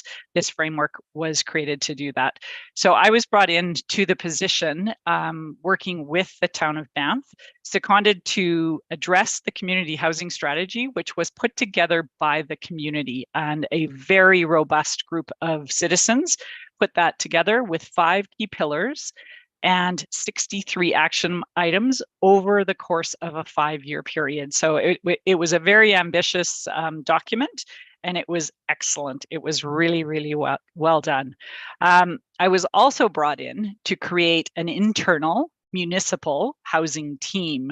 So this is where we are a little bit different than everybody else, that we have this group of subject matter experts that come in to contribute their responses to the development and decision-making based on what their lens is. So whether they're engineering or finance or social services or planning and engineering, those people all come to the table to talk about housing. So it's a very comprehensive set of skills that come to work to help alleviate, identify needs, understand processes, and how do we get it going forward ultimately. So the multifaceted approach for us has really, really worked well in assessing the needs and identifying how we can get it going, because we, as everybody is, we're all in desperate need of new homes. So we also work closely with Parks Canada. I'm sure a lot of you know that every piece of property in the town of Banff sits on leased lands from the federal government. So they're a very integral partner for us in identifying where and how we can build. We work with not-for-profits, and we also work very closely with our business community. We have a lot of staff accommodation developments. And as I've said earlier, there's not a lot of land opportunities left. So we're into redevelopment issues. We're currently considering, second layers of parking lots, because we are so restricted in where we can go with our land possibilities. So this slide is just a quick share for you to show that we've been working, and this dates way back even before what I put on this slide. We've been working to assess and determine needs for years and years and years and years, and we consistently are grabbing new information. We're honing in on certain areas. We're working with our community partners. We're working within the Bow Valley to really get a comprehensive understanding of what the needs are in our community. So some of these surveys that you see might have been very specific to a new build that was coming, and what was it, what in particular was the current need for unit type. So whether it was 1 bedroom or studios or 3s, this is where we've gone. We are, let me catch up to where I've been speaking here. As I spoke to you earlier about, the community housing strategy was a critical and key document for us. So that document identified rentals, partnerships and collaboration, regulatory and policy framework, public education, outreach and advocacy, and accountability and monitoring. So there was always checks and balances in that framework. It was, it created 63 action items, and the priority, the biggest priority of all, was for us to work with Parks Canada to acquire land to develop on. So over the last 7 years, and COVID shifted it a little bit for us. The community housing strategy provided that outline for us to get started and to be really fairly aggressive, and, you know, the keyword of the day, to be bold. What we're looking at now is a new framework. We're just starting to entertain that. You'll see it at the bottom of the screen, the 2023 Housing for All strategy, where it will incorporate the lessons learned from our last 5 years of this other working document that we were on. And we'll use it for creating more sustainability. We will continue to monitor, address, and prioritize as we address the shortages and vacancies, which I'm going to speak about in a little bit. And also the very, very large issue, as I'm sure it is for everyone, of affordability. So this slide is just a quick snapshot of some of the headlines and the challenges that we navigated over the last 7 years. We've had great success. We worked closely with government. We were gifted, beautifully gifted, $11.9 million to help us with the affordable housing, which is Tinu up in the far left of your screen, which is our rental property.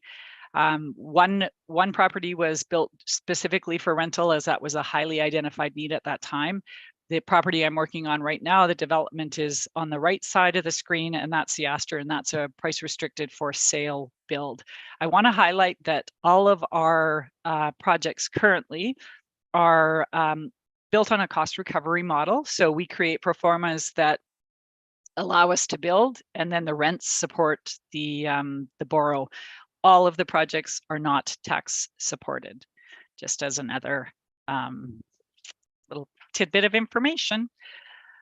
I just wanted to share, I know everybody's been sharing these slides, and I think what's really hitting home is that we all sit in these very high rental districts. So the housing rental rates that I'm showing on the screen right now, those are the current, they were the last 6 months. We, as the Banff Housing Corporation, capture those from a series of different places that they're advertised, from social media to newspaper to bulletin boards to comments with property managers. So we collect that data, and we work in partnership with Canmore on that. So as well, the housing rental rates, that 6 months, there was 141 listings only in 6 months, and 50% of those listings were just for a room. So really, again, pushing us towards that knowledge of we do not have nearly enough supply to meet the demand. What we're seeing on the right side of the screen in the rental vacancy rate in Banff is that we sit and hover, and my guess is that we hover below 0, if that's a possibility. What they're calculating is that we are sitting at a 0.3 vacancy rate in Banff. All of that being said, and you can see the blue line on that vacancy rate, it hovers very low for us, so we don't have a lot. What we did see through COVID was that the vacancy peaked, as you can see, at 3.2. We saw probably a lot of less overcrowded apartments, where in a 2-bedroom, there might not be 8 people sharing that. There might have been 4. So that's where we were starting to see some wiggle room and success. And where we're headed right now is back to serious overcrowding issues. So something we're super concerned about. We have also over the last 8 years, built 375 new units, as I stated earlier. This isn't moving the needle for us at all. We are still seeing that flat line of the vacancy rate. So it's a real indicator for us that we need to do more. And as everybody has said, and we need to do it now. So this slide was just a little bit of, fun information for you guys and gives you a fully rounded picture of our situation in Banff. So the slide on the right, I'm calling it creative marketing. I was really, I actually laughed in my seat when I saw this one come up. This is on a Facebook site, and it's called Bow Valley Home Finders. It is a very large 25,000 subscribed to this site. And this creative gal put in a listing of, I'm looking for a rental, and if anybody who's going to move into my new building that I'm working on, which is the picture of the Astor, it's not to be occupied until July. She's like, hey guys, if anybody is going to give up their unit, can you tag me first, because I really need the housing. So I thought that I gave her kudos for being extremely creative. It's also a sign of really where we're going in terms of desperation and how many posts I'm seeing every day. Slide on the left, Banff has the dubious distinction of being the most expensive place to live in Alberta in 4 distinct categories of unit type.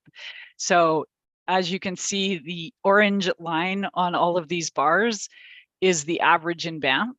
And here is Banff, Banff, Banff, Banff. So again, it speaks to the level and the lack of affordability that we have in our community. And it also is talking supply and demand. We're seeing some exorbitant rental rates that are being asked because they can. And that's, it's something that town council is definitely keen to address. So this is one of our original builds, and this was built in 14 months. It's 131 units of affordable rental, ranging from studio to 2 bedrooms. They are fairly small. They are extremely well loved and well used. It was a partnership with Parks Canada where they released some lands to us, and the government of Alberta jumped in and contributed 50% of the cost to build, where we have a tenancy in common agreement with them.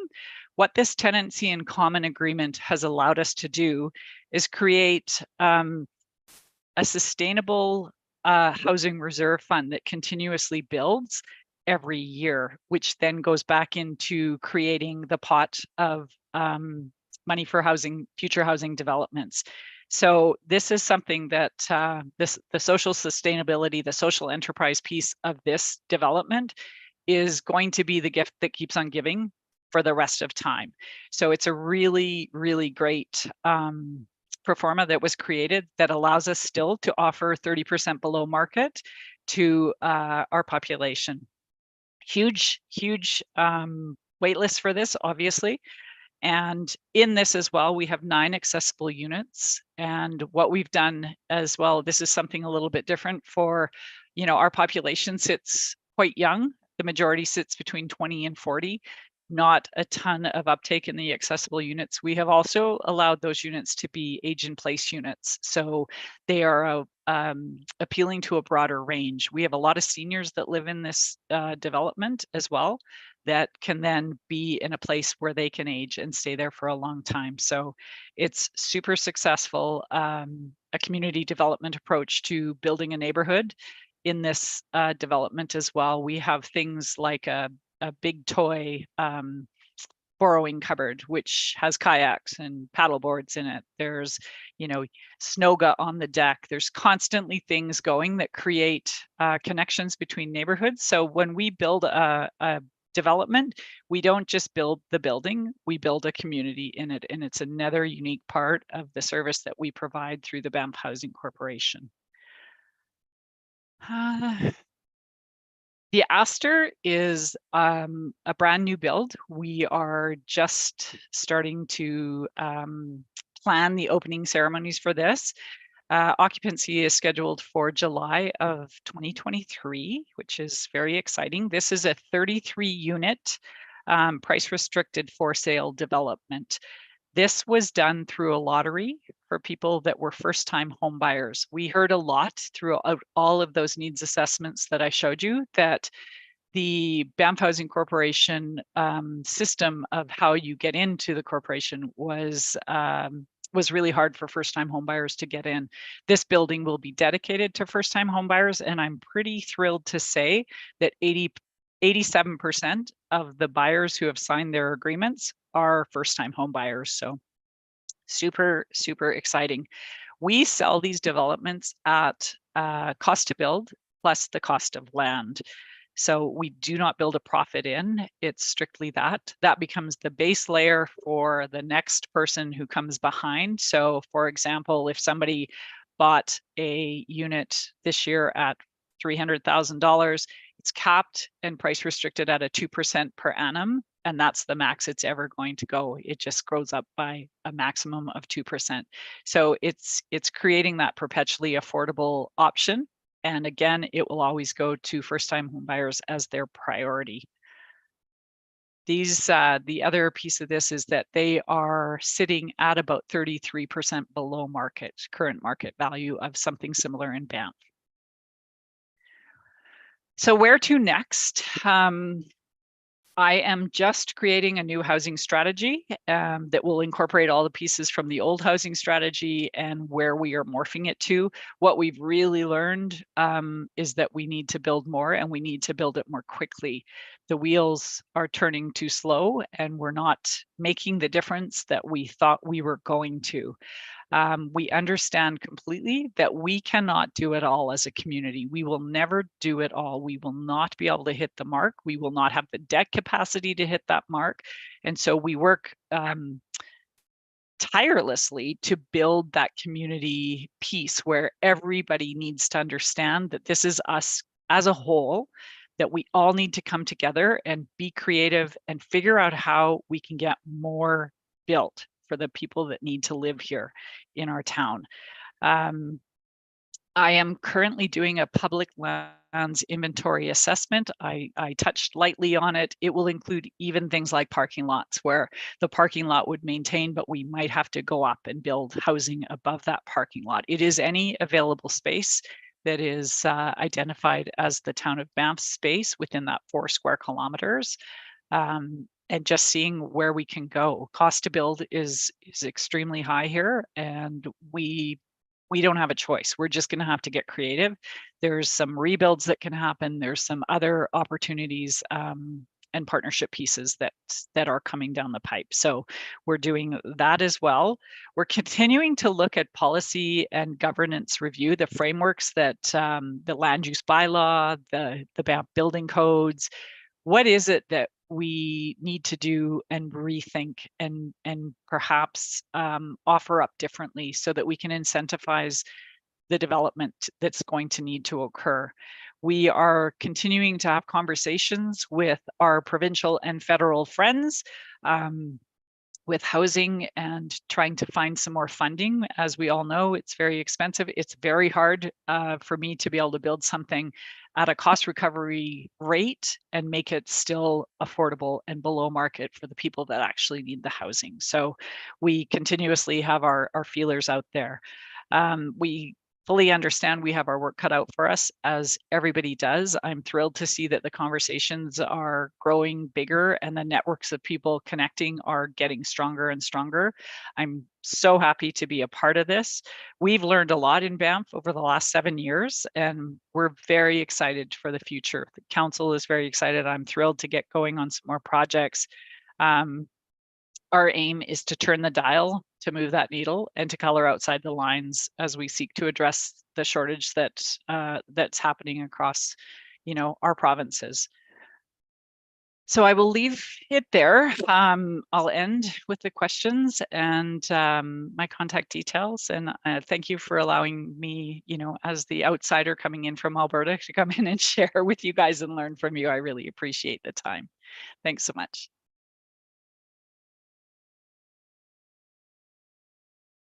Thank you, Sharon. Outstanding. I learned a lot of new ideas, more tools in the toolbox. It's always nice to hear from good folks from Alberta and to the east of Banff, town of Canmore. Are they online? Teresa, are you joining us tonight? I am here. I am with Excellent. you tonight. Oh, thank you, Teresa. For you folks here live and those online, we literally met today online, Teresa and I. We just met, not that way, professionally. And we just pulled it together. She's here tonight to talk about Canmore. It's amazing what technology can do. So with that, I know there's lots of information. And remember, get your questions. We're going to be to Q&A pretty quick. We got a couple more presentations and then we're going to open it up to the floor. So please use the QR code. With that, Teresa, welcome. Thank you. So I don't have a ton prepared, like we just said. I met today online and was asked to come in, or asked if I could come in and join and just really listen in. I am Teresa Bolton. I have worked for Canmore Community Housing for 6 years in the rental administrator role. And yesterday I was awarded the interim operations director position. So I have nothing really prepared because I didn't know that this was on. Just a couple things that I wanted to mention. A lot of what Sharon has talked about with regards to housing in Banff is very similar to housing in Canmore. We have the same issues that Banff has. We have a lot of staff and not enough housing. So Canmore Community Housing is a company that's registered under the Companies Act and operates independently from the town of Canmore.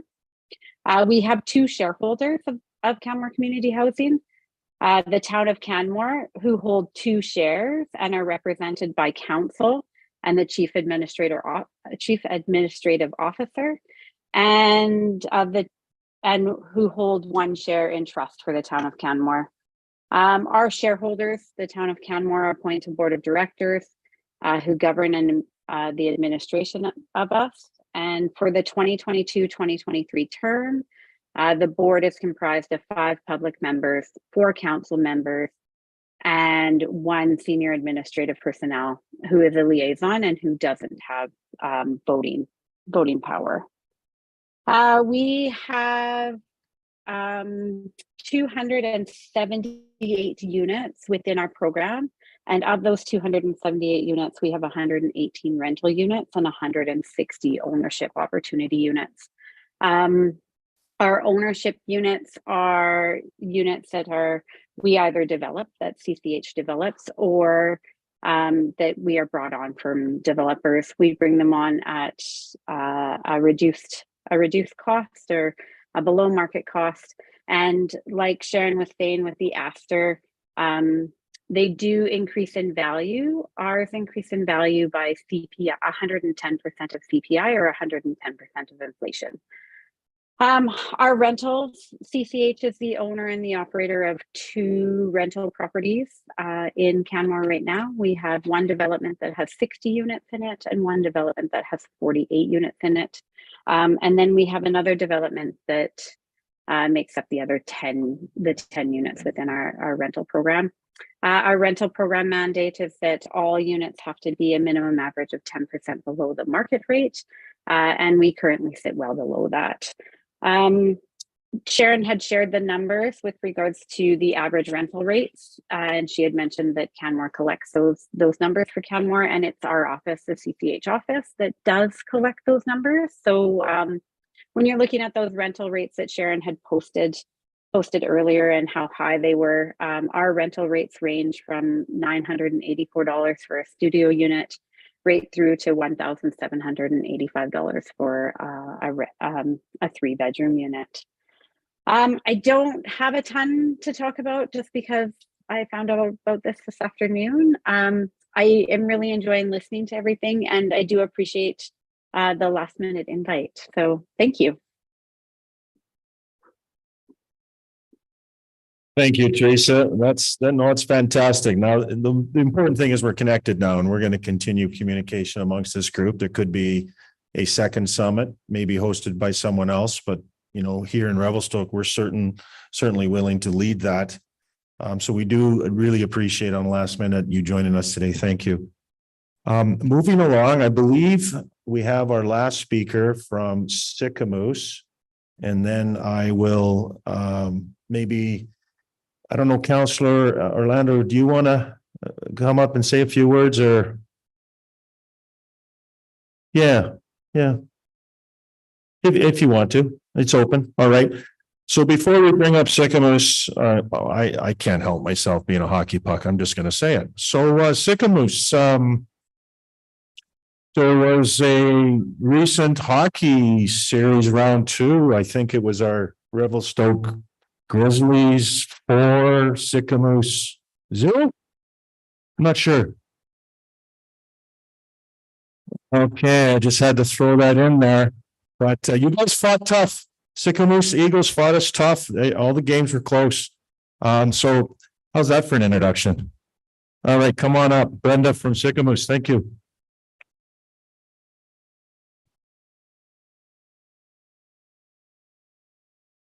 I'm going to say you beat me to it because I was going to get up here and say something about hockey, but it's all right. It was a great game. I was at the final game last night and it was end-to-end action.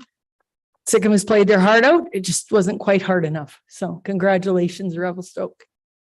I'd like to start by saying that I'm from Sicamous and we're just down the road, and I would like to respectfully acknowledge that the land that Sicamous sits on is the unceded traditional territory of the Secwepemc First Nations. First of all, thank you to Revelstoke for hosting this event and getting the invite to attend. I'm honored to be in such company of great resort municipalities in the province of BC and Alberta. So to start with, I sit on the District of Sicamous Housing Committee, and we have been tasked in the last year to create a new housing strategy for our community. We are in desperate need of many types of housing, workforce housing, the same as the others have mentioned. And I will say that we are on draft 2 of our strategy. It's not yet been adopted by council, but it's very close. So, and I can tell you that our vision for Sicamous and neighboring communities is to ensure residents have access to attainable housing that supports wellness, comes in a variety of housing types and tenure options, and is appropriate for people of all ages, abilities, and incomes. That's our vision. Attainable housing is a prerequisite for a community to be socially and economically sustainable, and we will work together towards that vision.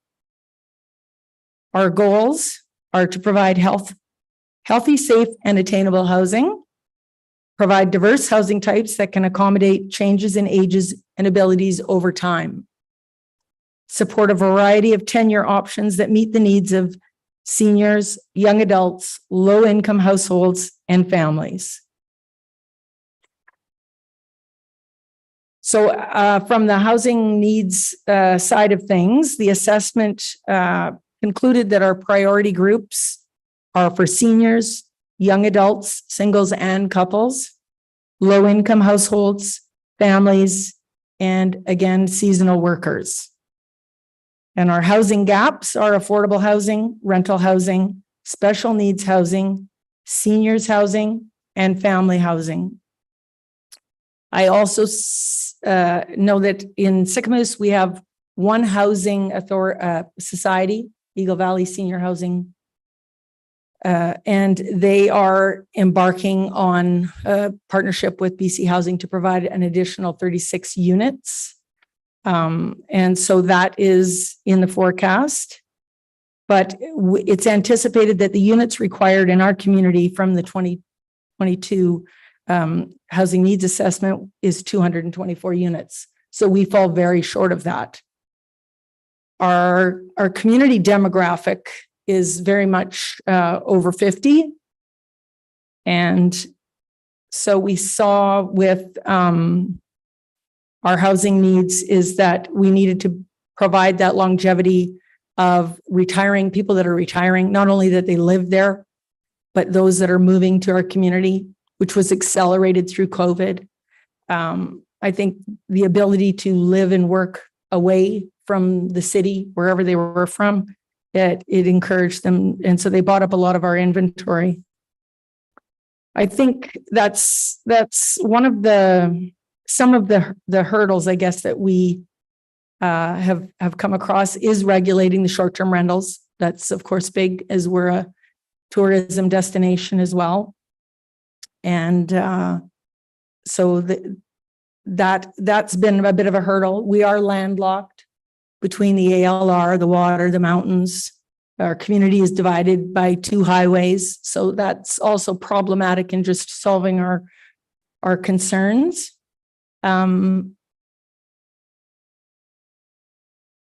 So our strategies that we've come up with, and I love what I've heard today from the other communities. There's some great ideas out here, and hopefully we'll be able to embark on some of those and embrace them into our strategy. But it's number 1 is to create the conditions to support housing development and remove the barriers. So enable diverse housing, increase density, encourage rental and attainable housing. Strategy 2 is seek partnerships and facilitate collaboration. So that includes utilizing the district-owned lands, scaling up the developer builder sector, and collaborating with everyone. Innovation. So thinking outside the box, supporting homeownership through use of housing cooperatives, perhaps community land trusts and accessory dwellings. Fast tracking that permitting process. We've talked about having inventory, pre-approved inventory in the planning department that a homeowner could go in and build a carriage suite. Just choosing that, and it's pre-approved, so it's fast tracked. Some kind of incentivification with grants, property taxes. I mean, these things need to still be defined because we have not yet completed it, but it's exciting to be involved in. Our strategy number 4, embed wellness in housing. The official community plan in Sicamous that was created in 2016, the wellness strategy, the Live Well strategy was very strong. So that's very important to our community. Accessible and adaptable housing standards, implementing the STEP code and considering the incentive program for energy efficiency and targeting attainable dwelling units. Strategy number 5, protect existing housing stock. That's, I think, where the short-term rentals come into play. Although we are a very popular destination for people retiring or early retirement to come and purchase. And I'm sure that that's maybe common with other communities. They're wanting to buy into our community because it's beautiful, because we have so many amenities, and but yet they're not ready to retire. So there's that model of short-term rental, as well as those people that are just buying units to short-term rent.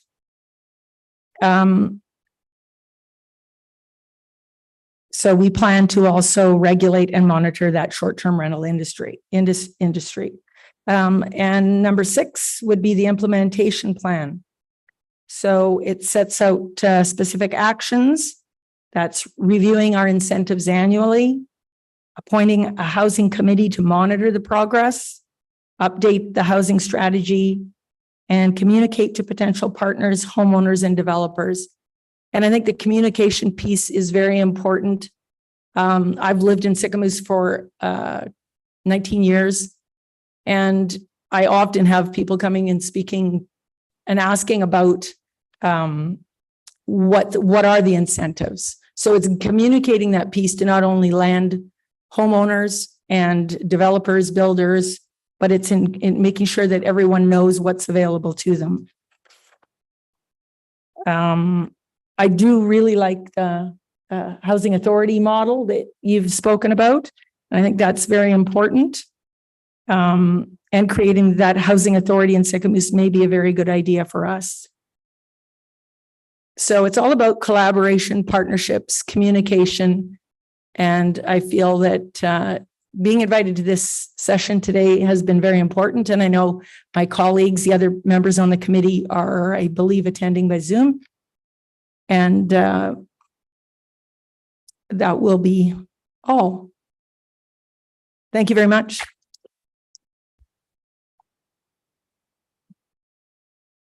Thank you, Brenda.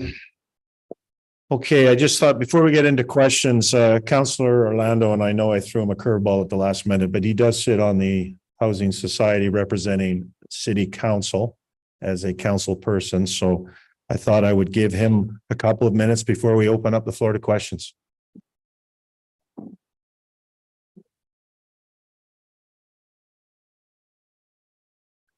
Hi there. Can you hear me okay? Does that sound good? Thank you so much, Evan, and thanks to all the presenters who came today to speak. Just absolutely awesome stuff, and I really appreciate it. I'm excited about this. My name is Aaron Orlando. I'm a Revelstoke City Councillor. I was served as a councillor from 2014 to 2018, didn't run in 2018. I'm back this time and really, pumped up about a couple of things. One of them's housing issue, communication is the other one, as well as a lot of other things. Just to give you a bit of background on myself, I came here in 2008. I was the editor of the newspaper here for the Review for about 5 years or so.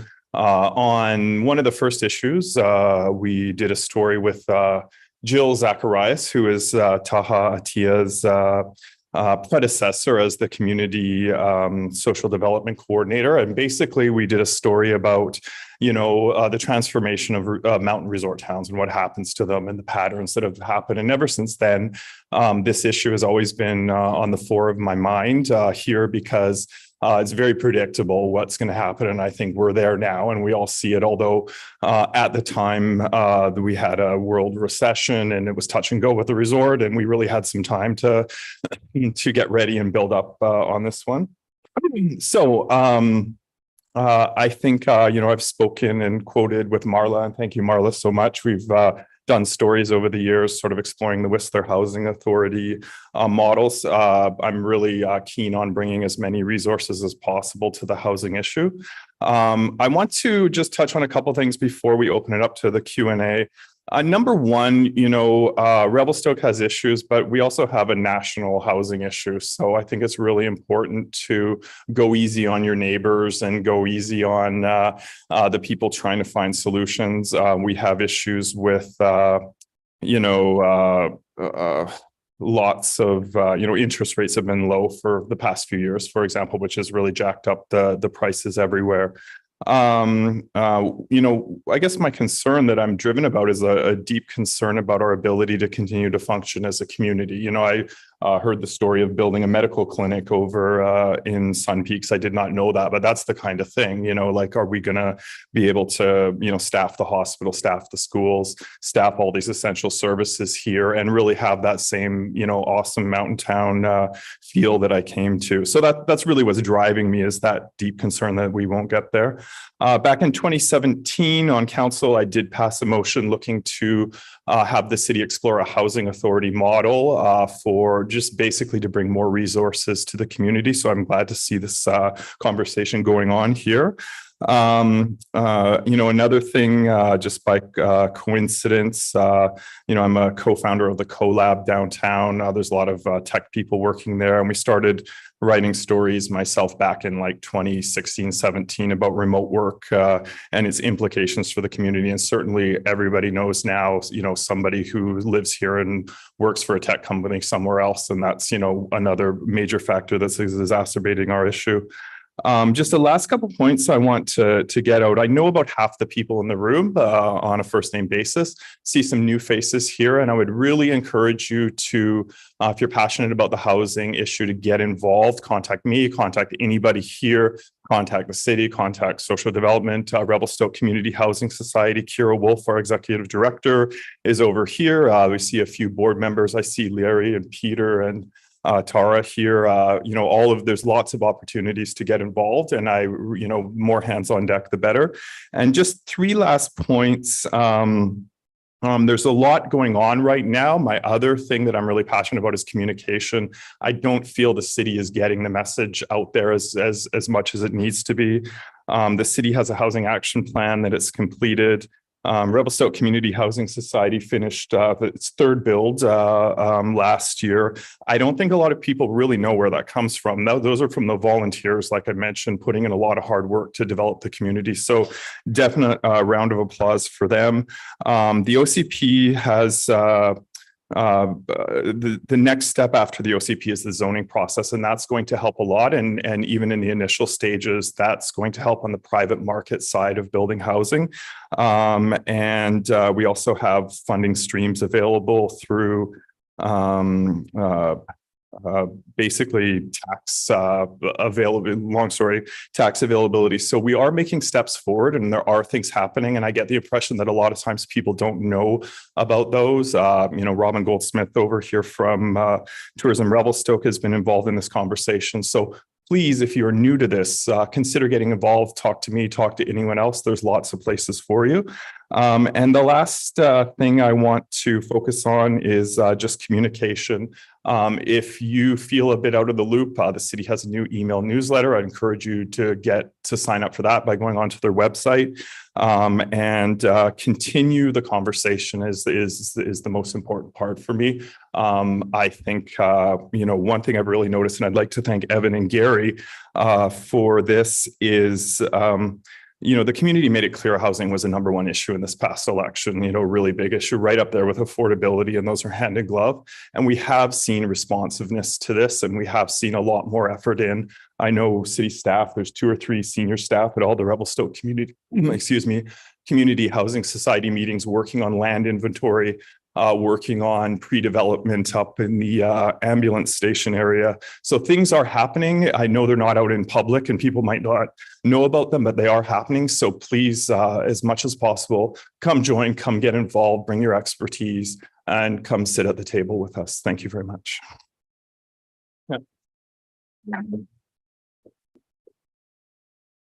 Thank you, Councillor Orlando. Okay.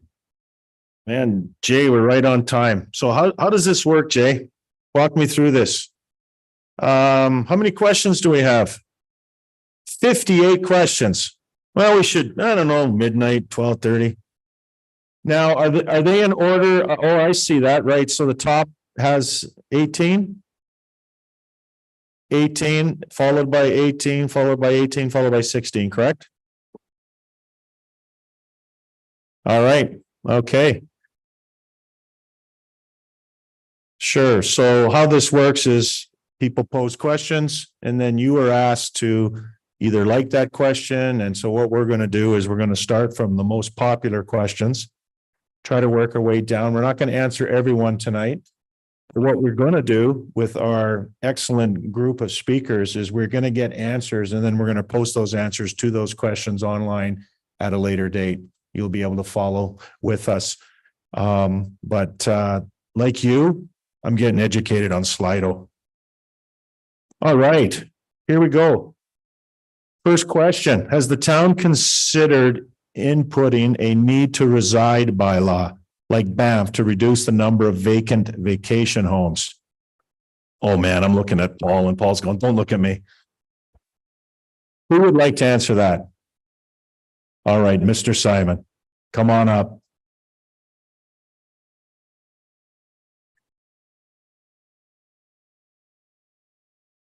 No problem. Hi, everyone. Thanks for coming out tonight. We can bang out the first 3 because I think that those are all directed to the city. And I just want to make sure that we have enough time for the speakers because I'm really keen and interested to hear what other municipalities are doing. And I have lots of questions for them. So I'm going to be bugging them a lot after this. But for the first one, we wish that would be awesome. But Banff is regulated very differently than Revelstoke is, as indicated previously by Sharon, and she can correct me if I'm wrong. It's all leased land in Banff. So federal jurisdiction being in a national park gives them a lot of sweet allowances that unfortunately we're not privy to. If she can somehow link us up with some federal counterparts and give us some special rules, I'm sure all the other municipalities would like that too. So unfortunately, becomes really tricky when you start trying to regulate users through city bylaws. The general rule is local government, we can regulate the use, but we can't regulate the user. Becomes really tricky. So that's for the first one. Second one, real meaningful requirements for the city to introduce housing quotas. I'm really curious to hear how other municipalities have dealt with this as well. We do have some provisions right now in our zoning bylaw. As Councilor Orlando said, we did a brief update in January 2020. One of the things we did with that update is we expanded density bonusing citywide. So what happens is when a developer comes to the table, they get a baseline density. You can build X amount of units. You want to up those units, you can do so without rezoning, but you have to provide some amenity to the city in return. So we have thresholds right now where you get X amount of extra density if you provide 15% of your overall units as affordable housing units established through a housing agreement. And you can go up even more if you provide 25%. So one of the things we have to be really careful about, it's really expensive to build in Revelstoke, like really expensive. One of the last developments we had, extra $100,000 a door for row houses compared to the exact same project in Vernon. So that gives you an idea. $90 an hour for a plumber. That's what you're looking at right now. So it's really expensive. So we got to make sure that we're finding that balance with our bylaws so that if we say you got to provide 25% of your units as affordable units that are 30% below market rate, we might have some developers say, okay, see ya, there's no way that we're going to be able to make money or we're actually going to be able to see a viable product come to market here. And then the third question, I think it had to do with RMR and employee accommodation. My boss, Director Steve Black, who's sitting over there and looking away right now. I encourage everyone to email engineering and ask him many, many questions. We have been working very, very closely with the resort. They're already in the ground for their first employee accommodation unit, 92 units. Their second one, again, working with them and at the urging of council and our new CAO, as well as our community economic development group, big push and pressure on them.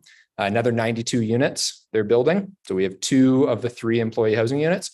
And we do have an application in right now that will be going to council very, very shortly for them to have modulars on site to house construction staff, which is another 64 units. And again, we're talking dwelling units here, not bed units. So you got 184 dwelling units that are under construction right now, couple-year turnaround, most likely for occupancy. I know it's not ideal, it takes time, but then we got another 64 modular housing to house construction staff to try and expedite that. So we are working really closely with the resort. This is a big need. They're constructing the employee housing far in advance of what they're required to under their zoning and under their provincial agreements. So we are working as fast as we can to try and get those built as quickly as possible. So that's the first 3 questions. And if anyone has anything they would like to add for how you can force developers without compromising the economics of a project to build more affordable housing, we would be all ears.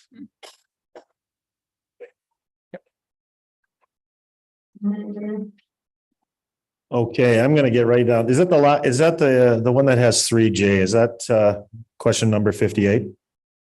Is this at the bottom? Okay, BC Housing. Were they invited? Because we had 8 speakers, we purposely chose to invite communities and not BC Housing or CMHC. That's definitely going to be part 2. They're a critical partner. And so to answer that question, the answer is no. We felt that it was important to start off this summit with municipalities sharing the same concerns, and we didn't want to have the conversation dominated by either BC Housing, CMHC, or the province of BC. But that doesn't mean we're not going to have it when we host the second summit. The next question has to do with, I believe, leveraging OAP MRDT taxes for affordable housing, tools, models. That's a loaded question. And being it was asked by Ingrid, maybe Ingrid can answer it. Yeah, that's a question to Whistler. That's a question to Banff, maybe the other resort municipalities, Canmore, Tofino. I don't know if anyone wants to chime in. In Whistler, we collect the OAP and we split it with Tourism Whistler. So some of it goes to Tourism Whistler.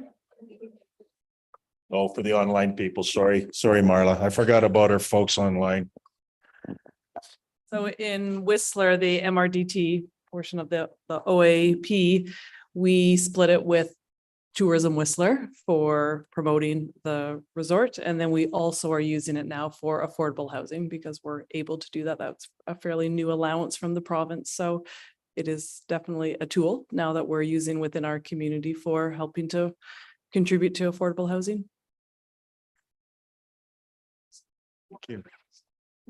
What's that? Oh, that's a great question. In government, we're terrible with acronyms.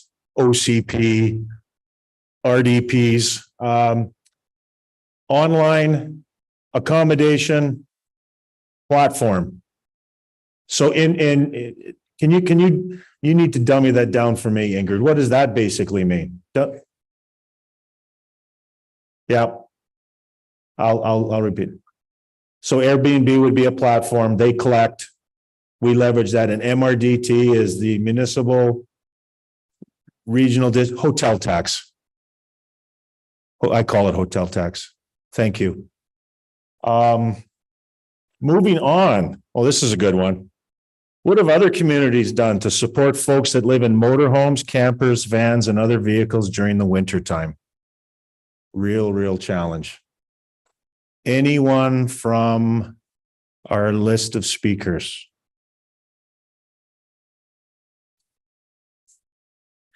Tofino, are you still online? You want to take a shot at that if you're still online? I could take a little bit of shot. Of course, we have. All right, thank you. Sure. We do have quite a few people living in campers and RVs in Tofino illegally. We do also have some temporary use campgrounds. So they're people with they don't have the zoning for a campground, but they're granted a temporary use permit from the district, providing they adhere to rental caps, they adhere to safety and fire safety and health and safety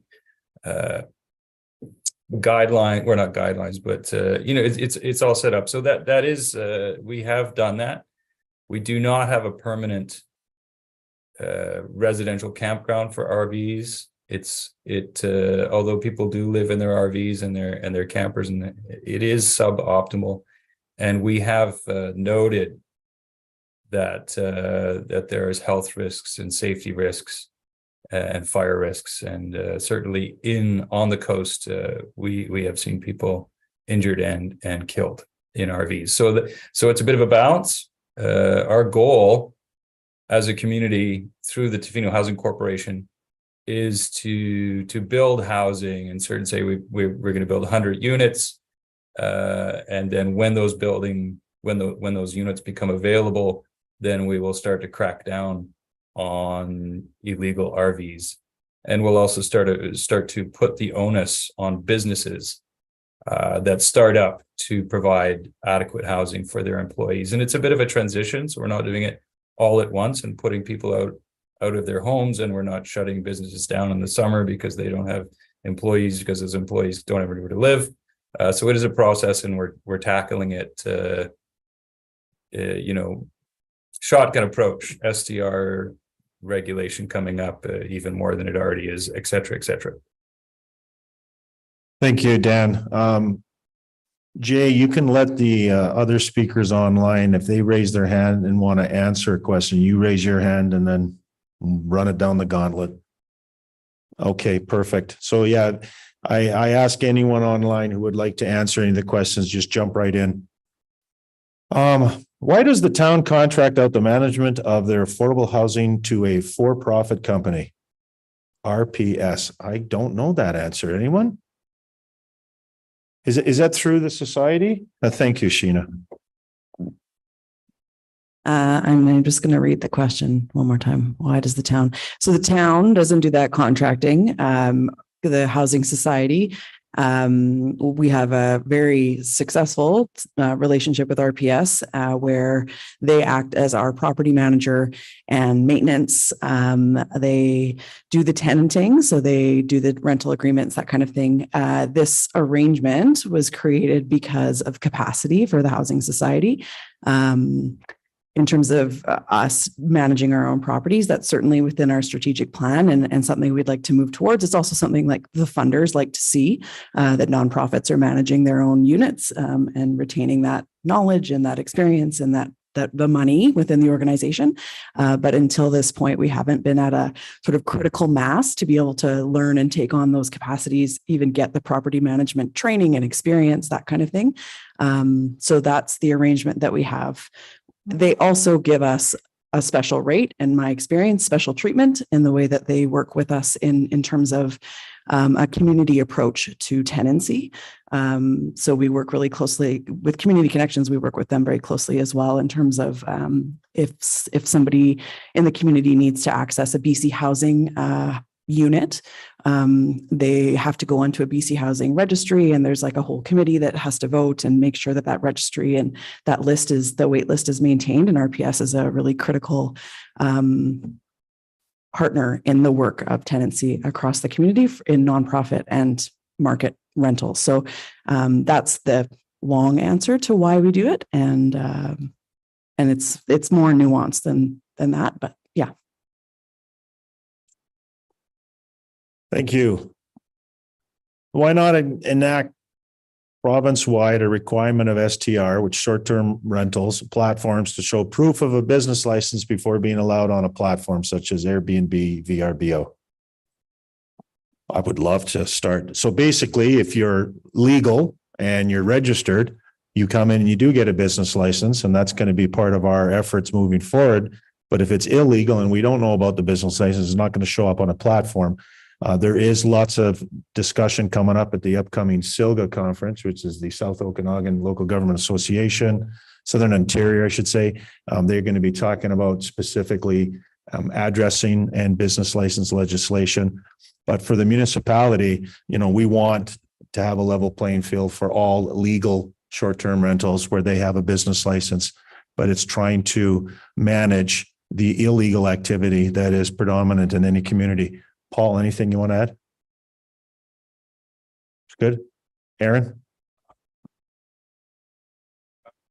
Yeah, we do have a resolution adopted by City Council that is going to SILGA addressing this issue, where we will be in attendance in Vernon. And it's a reminder to the province that we need help in this effort. This was first raised in 2018 and 2019. COVID hit. We're reintroducing it, so it is on the SILGA agenda for debate at the resolution session. So kudos to this council for taking that forward, and also the involvement and support by other folks in town. Mr. Tobin, you've been part of this discussion. We appreciate that, and that's what's led to that resolution. Why are there no restrictions on Airbnb in town to increase the number of long-term rentals? That's a loaded Airbnb question, and I'm not the CEO of Airbnb. Anyone? Paul?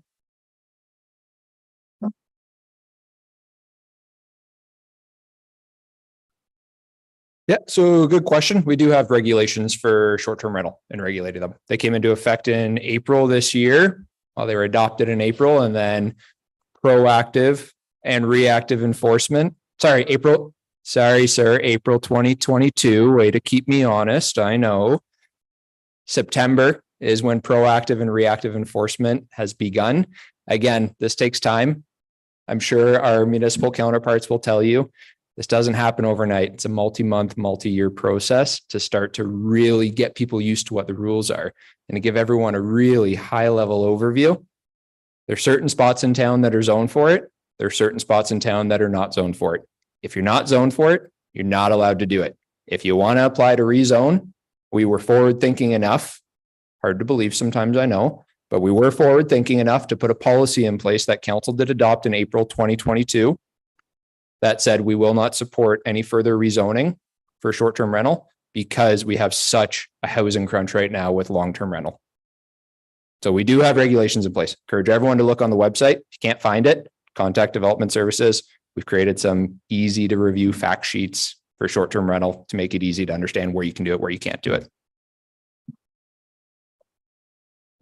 Ooh, enforcement. That's a good question. Staff are currently working with the tools that we have, which is a bylaw called the Municipal Ticketing Information Bylaw.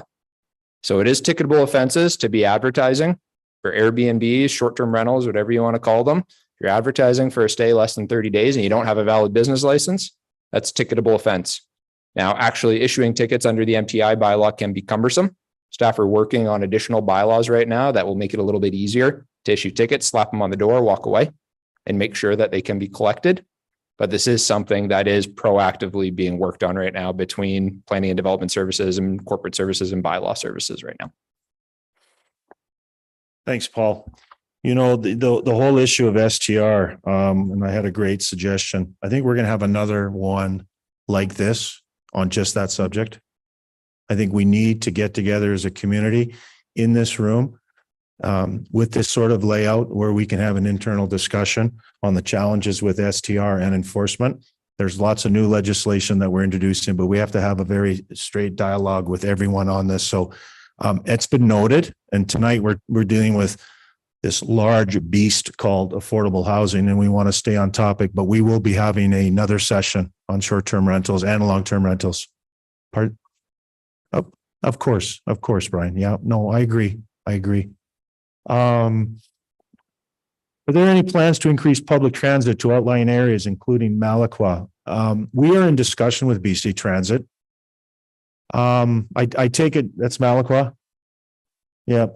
We are in conversation with BC Transit. We all know, the residents of this community know the challenges in the empty bus and you know, the service. And I'm talking about the dedicated BC Transit. They want to talk to us. They know that they have to increase ridership. And I know the mayor and I have had preliminary discussions with them, as well as senior staff. So those conversations are ongoing, and we have talked about possible regional service. It would be fantastic if we could. It's all about money, but there are creative ways, and we have to fix public transit in general to make ridership affordable and incentivize that. Again, maybe that's another summit, just dealing with public transit, which is a big topic. What are the operating costs of each of the speakers' organizations? So to Banff, Canmore, Whistler, Sicamous, where does your funding come from? Ballpark, what are your operating costs? I don't know if you have them on top of your head, but if not, we can certainly find out those numbers for you. Don't feel compelled to give an answer right now. But if anyone wants to chime in on just basically annual operating costs of your different models, whether you're a corporation, whether you're an authority, a society, and you know, where does the funding come from? Anyone? Okay. Thank you. Obviously, it will vary probably depending on your portfolio. So Whistler, because we have quite a lot of housing that we own and operate. I mean, our operating costs are in the millions, but then so are our revenues.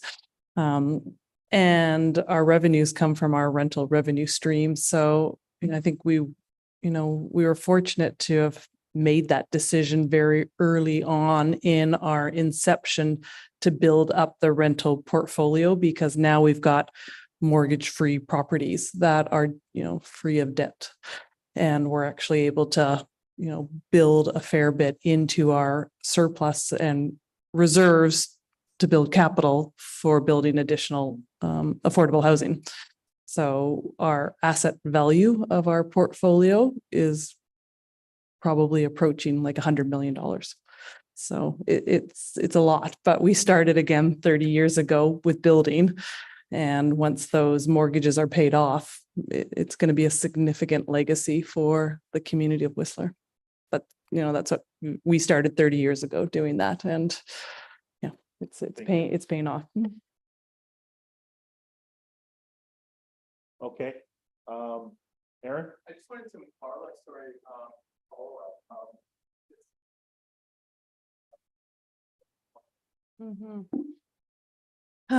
In-house, so we've got a program coordinator. So she would be the person that would do all the intake for people that are coming into the program. So getting onto the wait list for the rental program, the affordable home ownership, both of those wait lists. The ownership wait list probably has about 1,000 households on it. The rental has about 500.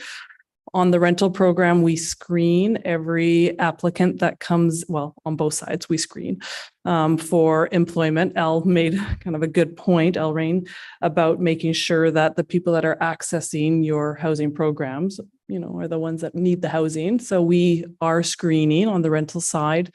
You have to be working a minimum of 30 hours a week in Whistler for a Whistler-based business. So you can't work for a remote company. You can't work for Amazon and access the Whistler Housing Authority program.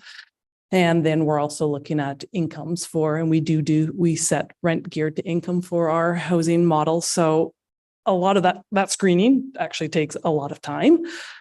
And then on the ownership side, similarly, we require mortgage pre-approvals. We're checking for the employment side for the 30 hours a week. And then we oversee all of the turnover. So on the home ownership side of the program, when a unit's coming up for sale, we're managing and administering that whole process, which again is onerous and time consuming, but we handle it all so that there's not additional costs borne by the homeowner. So it makes it more affordable. Then lots of the research side of it, lots of the planning, the development side of it for the financing, dealing with CMHC, BC Housing, all of the funding applications. So a lot is done in-house. What do we contract out? We actually, similar potentially to Revelstoke, we actually do have a third party that does the property management side of it, but it's maybe quasi because we still oversee the financial management of that interaction, but we have a property manager that goes to deal with a broken toilet. Like we're not doing that in-house. But most of the services are all done in-house. Like all the research, all the planning, the development, the financing, all of that's in-house.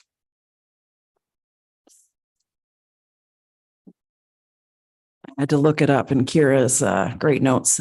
So our Revelstoke Community Housing Society total assets currently is about 8.8 million.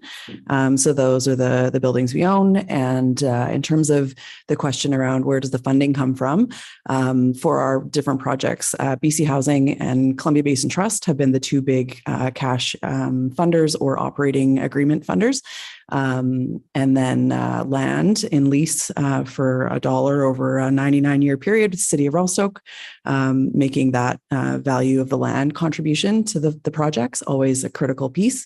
And then so moving forward, looking at other funding partners like CMHC or the federal funding projects or streams, those kinds of things. And then in terms of operations, so whatever we can't generate in terms of revenue, we take on in terms of a mortgage or some sort of liability, and then that sets the kind of the minimum rate that we need to charge in order to be operational. We try to keep our overhead low,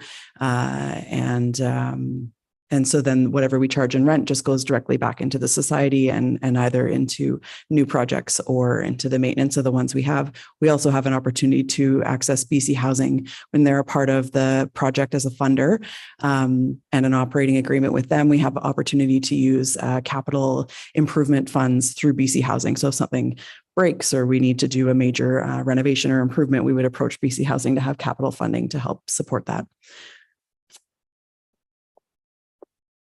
Thank you. Before we get to Teresa and Canmore, I see she has her hand up. During my time in Sicamous, just quickly, correct me if I'm wrong in these figures. The district of Sicamous gifted 2 acres of land worth roughly 1.5 million to build 36 units of housing on municipal land in partnership with the Eagle Valley Senior Citizens Housing Society.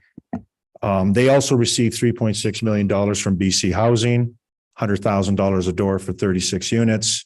The land was gifted. And I remember hearing Ian Scott say roughly 50,000 per door. So that's the ballpark figure of what the municipality gave when you look at 1.5 divided by 36 units.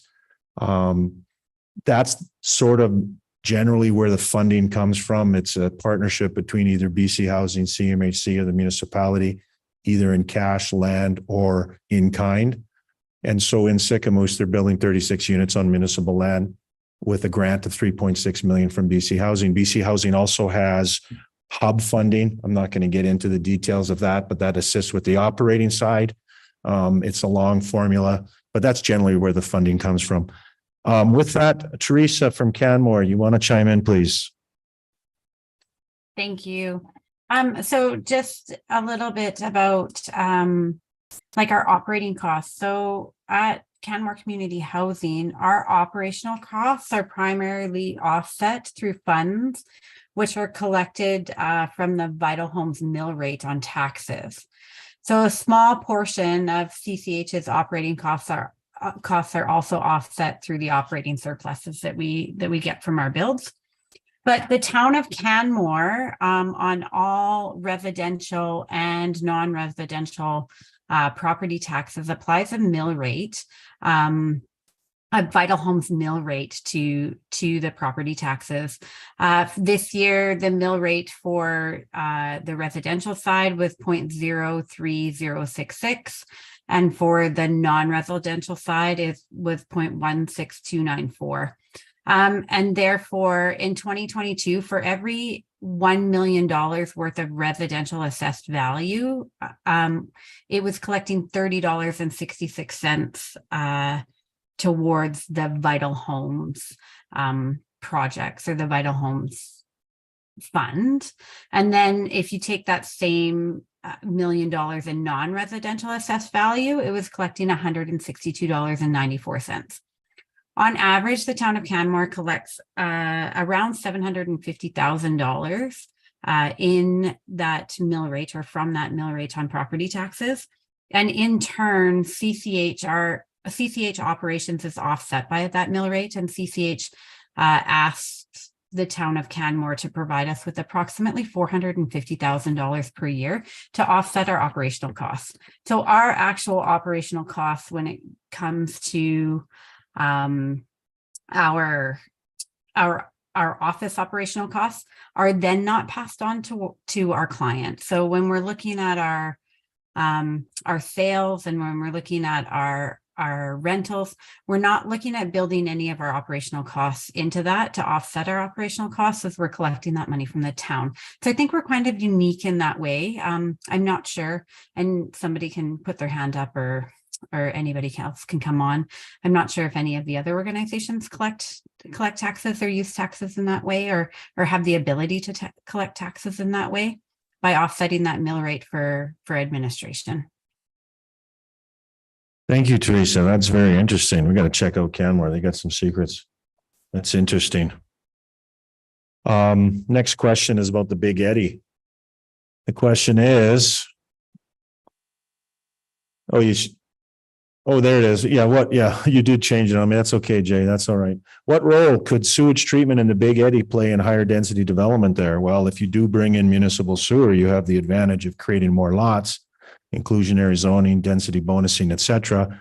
It's always a challenge to do that in a rural area like the Big Eddy. You have large lots because of septic and because of on-site management. But, the short answer is if municipal sewer were to make its way to any piece of land, regardless of location, that allows the municipality to create more lots. We're not subject to the liquid waste management regulations of the province because septic is monitored by the province. And so, and that's a tool that a municipality could use. But, bringing sewer to any area is rather controversial. It's not easy. And so we, as a municipality, will always look at opportunities to increase density, but you need municipal sewer because of the legislation regarding on-site sewage management.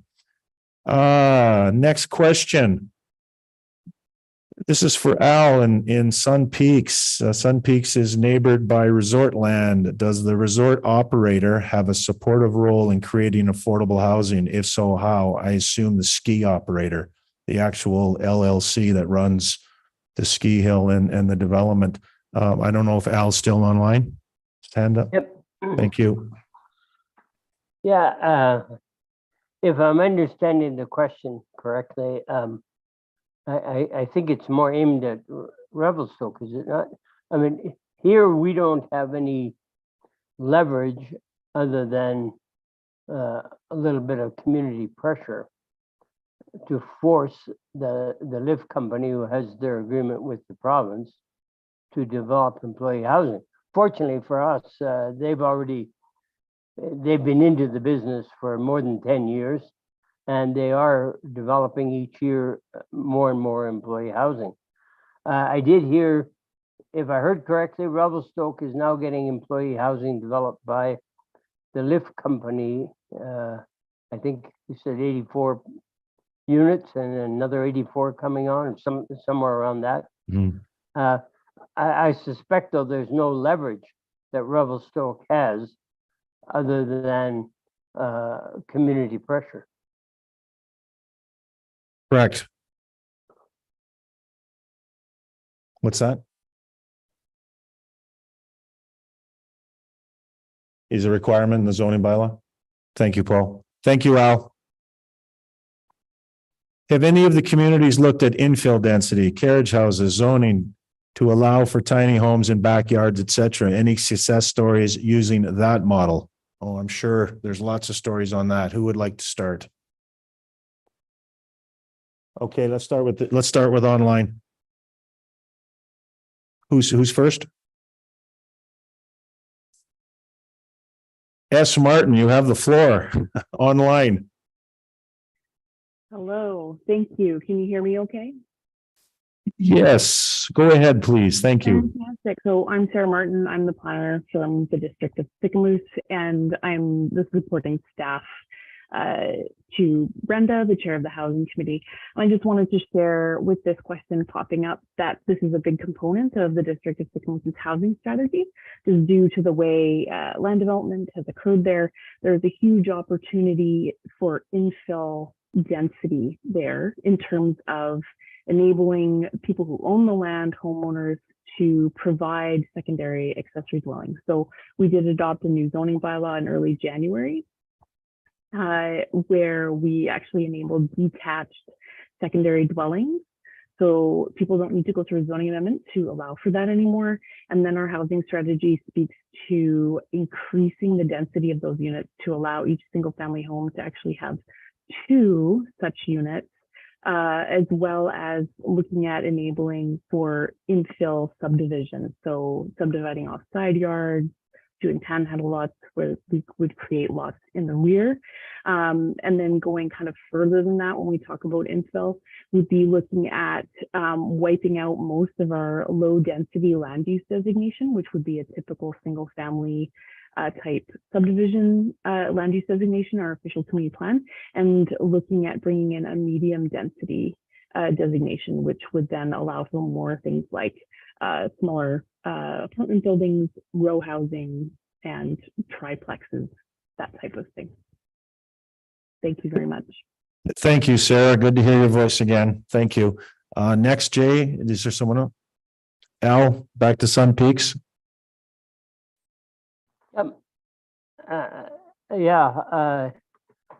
In Sun Peaks, prior to the municipal incorporation, the regional district approved zoning. All single family homes can have a suite legally. And I would say probably 85% of people built suites in those homes. The issue that we have is there was no control exactly who goes into those. The intent was that those would be suites that employees could occupy, but they're all long-term rental. And now the employee is competing with people who want to come for the winter season, so they'll rent a basement suite for 3 or 4 months to cut out the employees. And the other issue we had was that people would say, well, I rented it to a bunch of young folks who are here for working for the winter, but they trashed my place, and in the end they didn't pay me for the last month, and they buggered off back to Australia or wherever they came from, and we never got paid. So I'm not doing that anymore. I'd rather rent it to somebody who's going to come here to vacation for 3 months. It becomes an issue. We are trying to encourage those people to rent through the employer, have the employer actually lease the property, so the employer can then have additional controls over his employee. If the employee misbehaves, he can let the employee go and get the employee out of that housing. But I think it is a worthwhile way to go. My understanding, Whistler's done some of that, but with a covenant. And using the covenant, they can then make sure that employees occupy the rental suite. But there's definitely opportunities there. I mean, we have probably 20% of the rental suites in Sun Peaks are empty, sadly to say. Thank you, Al. Yep. Go ahead, Marla. Thank you. Is correct that Whistler does have an infill housing policy, and we do allow on certain properties. I mean, they still need to meet the setbacks within the property, but we will allow for a subdivision of a single family lot, but the additional creation of one more unit has to be employee restricted, has to be covenanted, has to be occupied by an employee, set rental rates if it's going to be affordable home ownership, set ownership rates. So we do allow that. So subdivision of a lot will also allow for an additional auxiliary suite. But similarly, anytime there's that additional creation of a unit, it has to be covenanted and employee restricted and price restricted. Thank you. How are we doing here? Let's see. Right there. Revelstoke Housing Society is doing great work on a small scale. What resources do you need to expand and develop capacity other than money? Yeah, other than money. Oh, no. Sorry, Sheena. Come on up. I need a note about this section. Money. So that's, yeah, for sure. What do we need? I think, we started in 2010 with the first build. And so it was really interesting to me to listen to Banff that in 8 years, they've built 375 units. And in 13 years, we've built 38. So we also need a time machine, and we need to be able to move a whole hell of a lot quicker. So money doesn't, I say this a lot, and sometimes it makes it unfavorable for people to hear, but my belief is not that this is a resource shortage problem for Revelstoke. There is enough here. There's enough money, certainly in the community. If you look around at the buildings and the things that are being built, there is money here. So I believe we need to channel that money, and my belief in miracles goes alongside that. But we also needed part of the problem in the time machine issue in the last 13 years certainly has been there's been some barriers, or there has been a lack of the pathway to these builds. And so we needed policy, we needed bylaw, we needed development and planning infrastructure, we needed and we needed pathways for builders. Instead of hearing, no, you can't, we needed to be able to say, yes, this way, and this is how.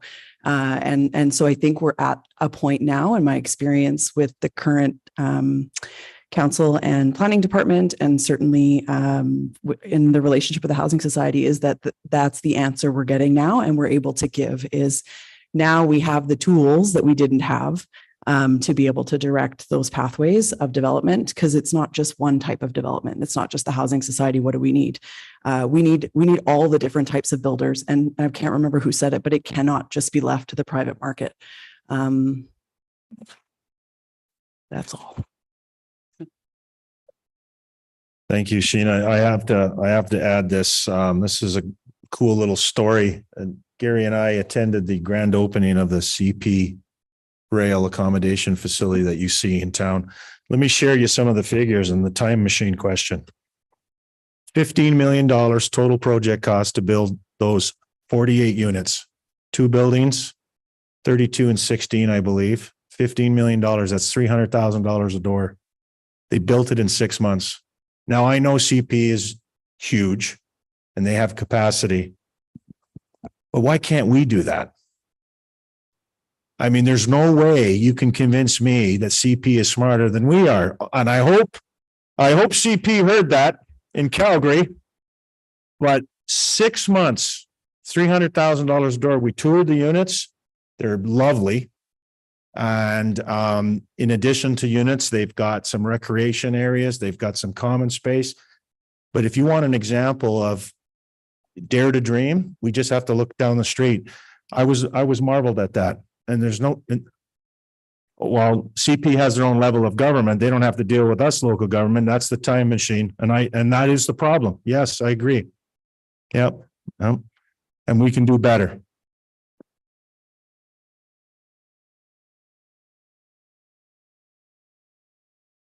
Yeah. Too long. Too long. Okay. No, I mean, it is. Let's, temporary camp to shelter construction workers. There was a proposal by Jay Heights that was rejected. Seems like we need housing for workers to build housing. Temporary camp. I take it that's directed at us, Revelstoke. Anyone? Sure. Thank you, Gary. So there was a proposal for RMR to have temporary workers in Johnson Heights. It was not rejected. It was put through by previous council, but there was an inability for the owner of the land to work out a deal with RMR.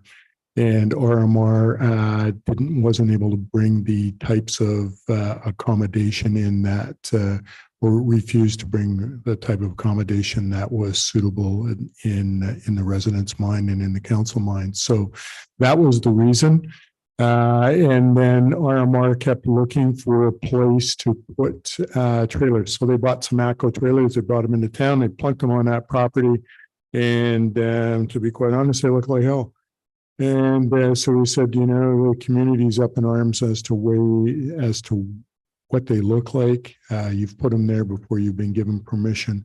So they had to move them. They moved them 2 or 3 places. And finally, they ended up where they're building their housing now. And they took another look at things and said, you know what, we can do better. So they have started their permanent employee housing. They're bringing in some modular homes for their workers to work on that housing. And it's not going to be these trailers that we saw previously. It's going to be proper mobile homes or modular homes for the workers to work in that look nice, they're aesthetically pleasing, but also both suitable for the employees to feel comfortable. So that was what happened. Thank you. I'm going to jump to the next question. Why is construction so expensive here? What can be done to mitigate or circumnavigate this? Peter, why is construction so expensive? Anybody?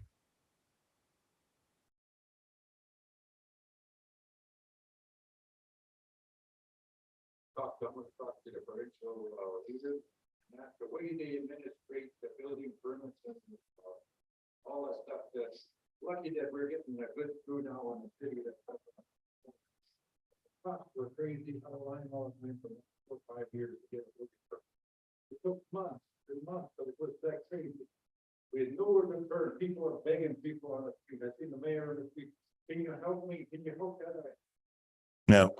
Yeah. And it's what's great. But Revelstoke is a higher area to get product here. You know, when the railroad's not dropping stuff off like they used to, you know, with cars and stuff like that. So right. We're coming around, you know. But I also want to take a little note here while I'm talking here. I want to thank all the speakers today. And I'm on the board of housing. I was the first original guy on that. You know, and it's a tough battle on that. And I'll be looking forward to all the speakers. Anybody can help us. I'm going to more look forward to ownership for the people. Because we're failures on rental in Revelstoke. We have 3 or 4 major buildings here. In fact, the minister come down and open up a special building called the Bedford Drive. I remember him coming cutting a ribbon. Demolished now. Yeah, Columbia was close to getting the other one was that we should maybe either learn how to run it better, which we're trying, but it's tough. Rental is a tough business, and private people, I maybe have a better idea how to run it, but we are failures in Revelstoke for running, and we gotta stay on it, and we're gonna get smarter. Lucky we got a lot of good board members on it, we're gonna fight, but we'll need all the city help on it and stuff like that to get us through it. Thank you. Thank you, Peter. What can be done to encourage homeowners to put their rental units on long-term market rather than Airbnb, assurances, subsidies, tax breaks? Paul, you want to try? I certainly got some comments on that, but I'll let you start.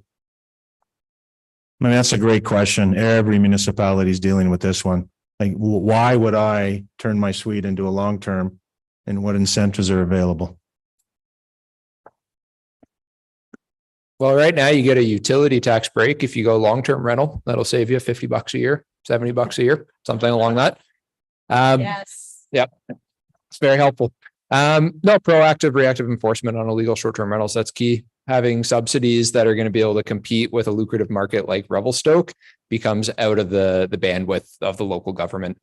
It's very, very challenging to try and incentivize people to prefer long-term rental over short-term rental when you have a lucrative market like Revelstoke. That's the reality of the free market system that we live within. If any of the other municipalities have examples of how you would further incentivize through things like planning policy and zoning regulations, something we haven't been able to crack yet. So we are all ears if anyone has any examples. Thanks, Paul. That was a non-answers. No, it's tough. It's tough. Yeah. Anyone online, Jay? No, we're good. No, it's a tough one. It's a tough one. It's a lot of it has to do with free market, but I think local government has to get creative and find a way. Has any community legitimized year-end camping for van lifers? What services are provided? Washroom, shower, kitchen, and Wi-Fi, etc. Anyone?